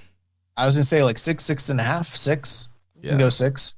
It could be higher. There's room for improvement. Yeah, 2023 he was a lot higher. Yeah, it's been higher in the past, but right now, 6. Then so look, Mike. That's hard to say because I'll go 7 because I don't know entirely, but sometimes when I'm just reading his reactions, they don't seem to align with the character motivations and stuff. But I've also seen him get good reactions on the live house mic. So I wouldn't rate him as a top guy, but it's not the worst in the world either. I'll go 7. Yeah, same raising there. I go 7 also. So look, Mike, work. That's a hard one because I feel like that's really hard. On a good day, he could be like an 8 or 9, and then a bad day, he could be like a 5 or 4. Right, and that's why I'm going 6. Ooh, yeah. I mean, I think that's fair. Yeah. So 6. I mean, I think he's capable. That's the thing. He's capable of so much more than these ratings, but just judging where he's at right now, I mean, like you said, like there's times where he's like an 8 or 9, but that's few and far between. There's times where he's like a 5, kind of splitting the difference here. Like he's a 6. And then it factor. That's another tough one because sometimes he has it, sometimes he doesn't. I would probably go 6 on that too. I'd probably go 6. So that is 25 out of 40. Yeah. Yikes. It doesn't have to be. That's the worst part about it. There's no reason it should be. Yeah. MJ says new beginning in Osaka card is already out. Gabe and Tanahashi setting up matches for April. Is the office listening? Marketing matters. Marketing does matter. And I've had some issues with the way they've marketed some of these big shows. So yeah, I hope the office is listening. I don't know. Yeah. Well, speaking of that, yeah, Bushi Road did have a New Year event today where they announced the first major events for New Japan's year. So coming up, like we mentioned, Tuesday, February 11th, we have the new beginning in Osaka in Edion Arena. Then Thursday, March 6th, will be the kickoff. Will be the 53rd anniversary show. And then Thursday, March 20th, we have the New Japan Cup Finals. Then Saturday, April 5th, there will be a unnamed show in Ryugoku Sumo Hall, probably Sakura Genesis. Then Friday, April 11th, we'll have Windy City Riot, Wintrust Arena in Chicago. Saturday, April 26th, a unnamed event in Hiroshima Sun Plaza Hall. Saturday, May 3rd and May 4th, a unnamed event in the Fukuoka International Center, which will probably be Wrestling Dontaku. Friday, May 9th, will be Resurgence in the Toyota Arena in Ontario, California. Sunday, June 1st, will be the Best of the Super Junior 32 Finals. Sunday, June 15th, there will be Osaka Joe Hall show, which will be Dominion. Sunday, June 29th, a unnamed show in Dolphins Arena in Nagoya. Friday, July 4th, in the Tokyo Budokan. Saturday, July 19th, and Sunday, July 20th, we'll have the G1 Climax 35 opening weekend. Then Saturday, August 16th, and Sunday, August 17th, we'll have the G1 Climax 35 finals in Ariake Arena. And Sunday, August 24th, Forbidden Door in London. And and then in mid-September there will be a Hokkaido tour.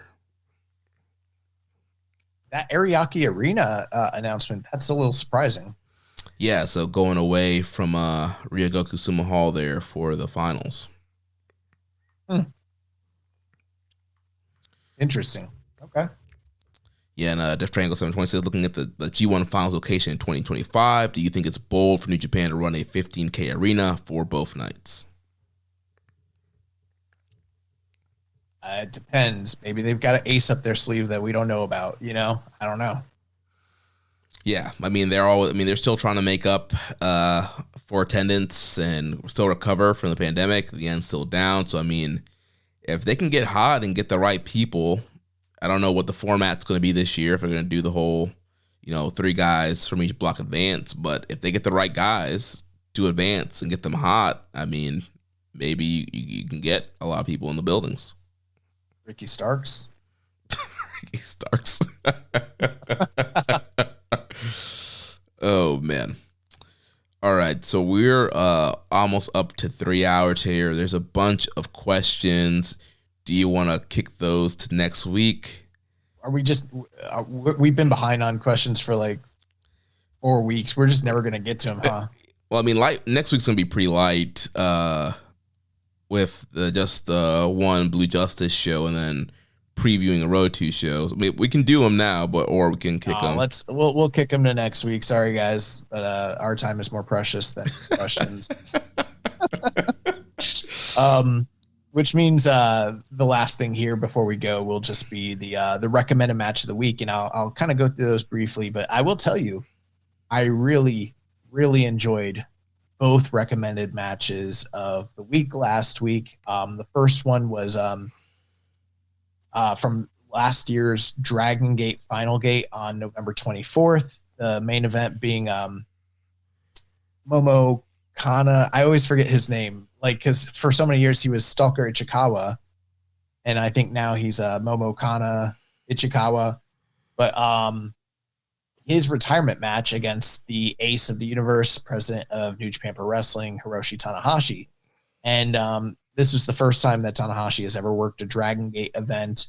And if you guys aren't familiar with the Ichikawa character, he's always kind of been like a comedy wrestler, and kind of heralded by those in the know as like maybe the all-time greatest comedy wrestler to have ever laced up boots. Now, far be it for me to pretend like Dragon Gate is my full wheelhouse.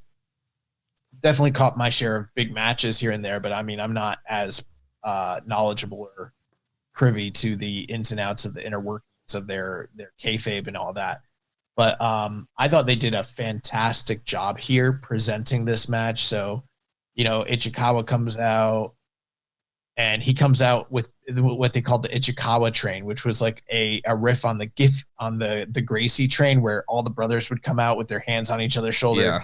So like all these guys from the DDT roster, I'm assuming mostly all the workers that were there that night, they all come out with Ichikawa, and then Tanahashi comes out and does his big elaborate entrance, and then Ichikawa gets on the mic and he's cutting a promo, and he talks about how you're retiring a year from now. Unfortunately for you, you're wrestling me, and I'm going to retire you tonight. I'm kind of giving you a rough translation. I don't know what they actually said, but he basically said, like, I'm going to retire you. Like, after tonight, you're done. You're never going to wrestle again. And I don't know if you've ever seen Stalker Ichikawa, but like, he is like stick and bones, just like the scrawniest like comedy guy in a funny outfit, and just like basically threatening Tanahashi. Hilarious. So then the match starts, and he runs up to Tanahashi. He's slapping him in the chest. 1, 2, 3. Tanahashi gives him one good ace level slap. Bop. Falls on the ground. Ace pins him. 1, 2, 3. The match ends. The match ends. And as soon as it's over, Tanahashi rolls out of the ring and just walks to the back like immediately, like fast. And while he's on the ground, they do the 10 bell salute, but it's they literally go 1, 2, 3, 4, 5, 6, 7, 8, 9, 10, like that fast. Oh man. And Ichikawa's like, what? And everyone starts leaving. And And then it was just done so perfectly. Then he gets on the mic and he says that's, I don't know exactly what he says, but he basically calls for Tanahashi to come back out. Tanahashi does. They restart the match, and the same exact scenario happens. But this time, Ichikawa gets a schoolboy on Tanahashi, almost gets him. Tanahashi gives him the slap again, 1-2, and then we're off to the races. And Ichikawa was like going, like dives to the outside, doing some lucha libre moves, but they were like mixing in comedy along the way. But what really stuck out about this match, it wasn't just the level, the work itself was fine.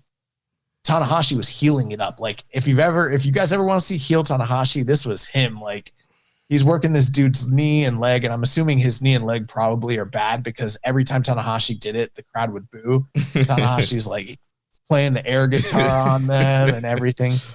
And then the crowd is just so, they want Ichikawa to win. Like this was like a packed Corkin, and they were like all chanting his name, and all of the wrestlers are at the ringside pounding on the mat. And like, even if the work wasn't super, super, super high level, the atmosphere was just so vibrant, like, because they all love Ichikawa. They wanted him to win.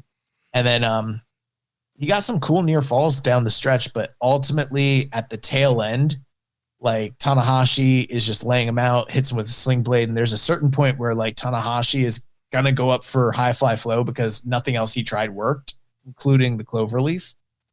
And Ichikawa is just holding on to his leg and like won't let go. And like the commentating team is like, I thought this was his last match. Why doesn't he want it to end? But then I don't know who it was, but I'm going to assume it was the president or some figurehead of DDT. They're like out there and they shout something to Ichikawa, and Ichikawa like shakes his head. And basically what it is like, he has nothing left to give. Like he knows that he's laid out, and the only offense he can muster is to hold onto Tanahashi's leg. So he has to let go. And when he lets go, Tanahashi goes up top, and he positions himself for the inevitable, and he eats the high five flow, the 1-2-3, and then they do the big send off. But like, you wouldn't expect this match to be as good as it was, but because of the whole presentation and everything mixed up, like just incredible. Like I really, really, really, really, really enjoyed it. I don't know how, like, it might be one of my favorite. Like, here's the thing. It's one of my favorite retirement matches I've ever seen in my entire life. And I'm not even like, I don't even know like Momokana Ichikawa like that, but it was just done so well. And it's going to like stick in my memory. All the same, it's hard for me to be like, this is a match of the year contender on our awards, but it's also one where I'm like, it could maybe be on there. So like, you probably got to watch it. Yeah, I got it. The other match was from the Noah 1-1 show. What was the New Year? No, the New Year. Yeah, Noah the New Year. And it was Kano versus Kenta. We already saw Kano show up during World Tag League to challenge Kenta. And my understanding is the backstory here is that he's been challenging Kenta to return to Noah and wanting like Kenta's respect, and Kenta doesn't respect him. They're both grumpy, grouchy assholes. And Kenta came out to his old Noah music, like one of his old themes, which was pretty cool. And this was just so fucking violent, and not violent in it was methodical though. Like obviously Kenta is not like the Kenta he used to be, right? So he can't go out there and work the high speed pace that he did in say like 06 or whatever. But he had his working boots on, and like he was turning it up the way that he never does in New Japan. And these guys it was very basic, like very, very, very basic. We're talking just slaps, kicks, tackles, the basics of professional wrestling. But they were doing all of it in a way to where every single strike was hard as fuck, and everything they did mattered. And you know, oftentimes like in New Japan, when guys are having the never style matches, it's very back and forth, back and forth, back and forth. There's very few times where someone's just on top of the other person in a heat sequence, but punishing them, to where it's plausible that the other guy should be selling. And that's like the realism that they were bringing to their matches is something that I feel like is kind of missing in New Japan. Because, I mean, think about it. Kano kicking, what Kano's kicks are like. Right. And then Kenta's trying to match him. So Kenta's throwing like his vintage kicks. And they were just laying into each other.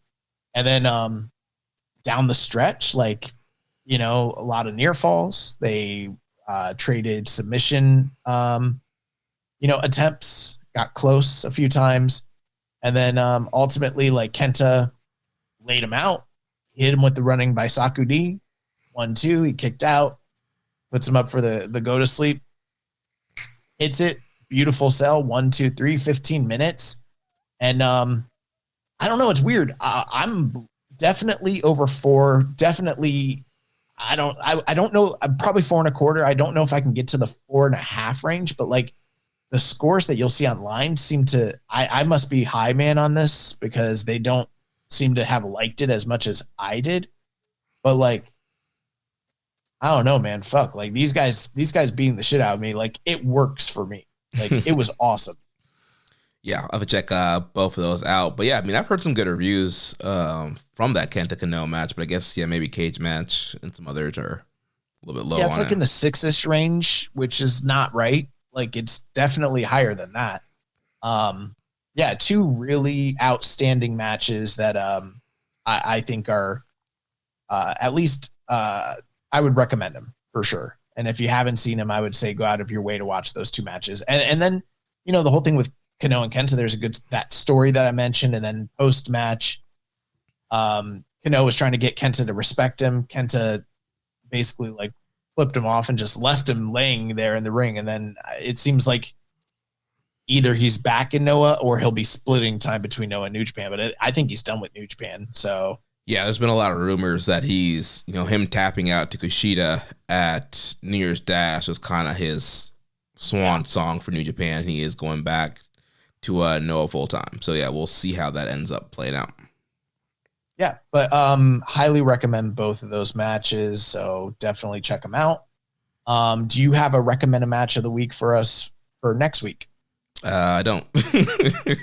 Okay, so I am going to recommend, since we haven't seen it, and I think we probably both need to see it just for closure, Satoshi Kojima defending his MLW World title against Matt Riddle at King of Coliseum. It is available for free on YouTube. All right, you're gonna make me watch that heartbreaking matchup. But yeah, we can check that out. Well, that's going to wrap it up for this week. Next week, we'll be back to talk about the Blue Justice show and Road to New Beginning. Remember, if you want to watch our show live or listen without ads, you can sign up at patreon.com/KIStrongstyle. You can also make a donation by visiting socialsuplex.com/donate and click on the donate button under the Keeping It Strong Style logo. Make sure you get us on social media on X and Blue Sky. Follow us at KIStrongstyle, at socialsuplex, and at Jeremy L. Donovan. On Facebook, follow us at facebook.com/socialsuplex and the Wrestling Squared Circle Facebook group. On Reddit, I'm the Pro Black Guy, also Keeping It Strong Style. On YouTube, we are at Social Suplex. You can join our Social Suplex Discord server to interact with us and other wrestling fans. You can email me, Jeremy, at socialsuplex.com, and check out all the other shows that we have here on the Social Suplex Podcast Network. One Nation Radio, hosted by Rich Latta and James Boyd. All Things Elite with Floyd in Austin. Imps WWE Adventure with The Implications, Matthew Mayer. Wrestling Art with Chris Slings. Tunnel Talk with Ali and Leah. And the Trish and Sarah Wrestling Podcast. Don't forget to subscribe and leave a rating and review. And we will catch you next week on Keeping It Strong Style, the ace of podcasts. Ichiban. Thank you for listening to Keepin' It Strong Style. We'll see you next time.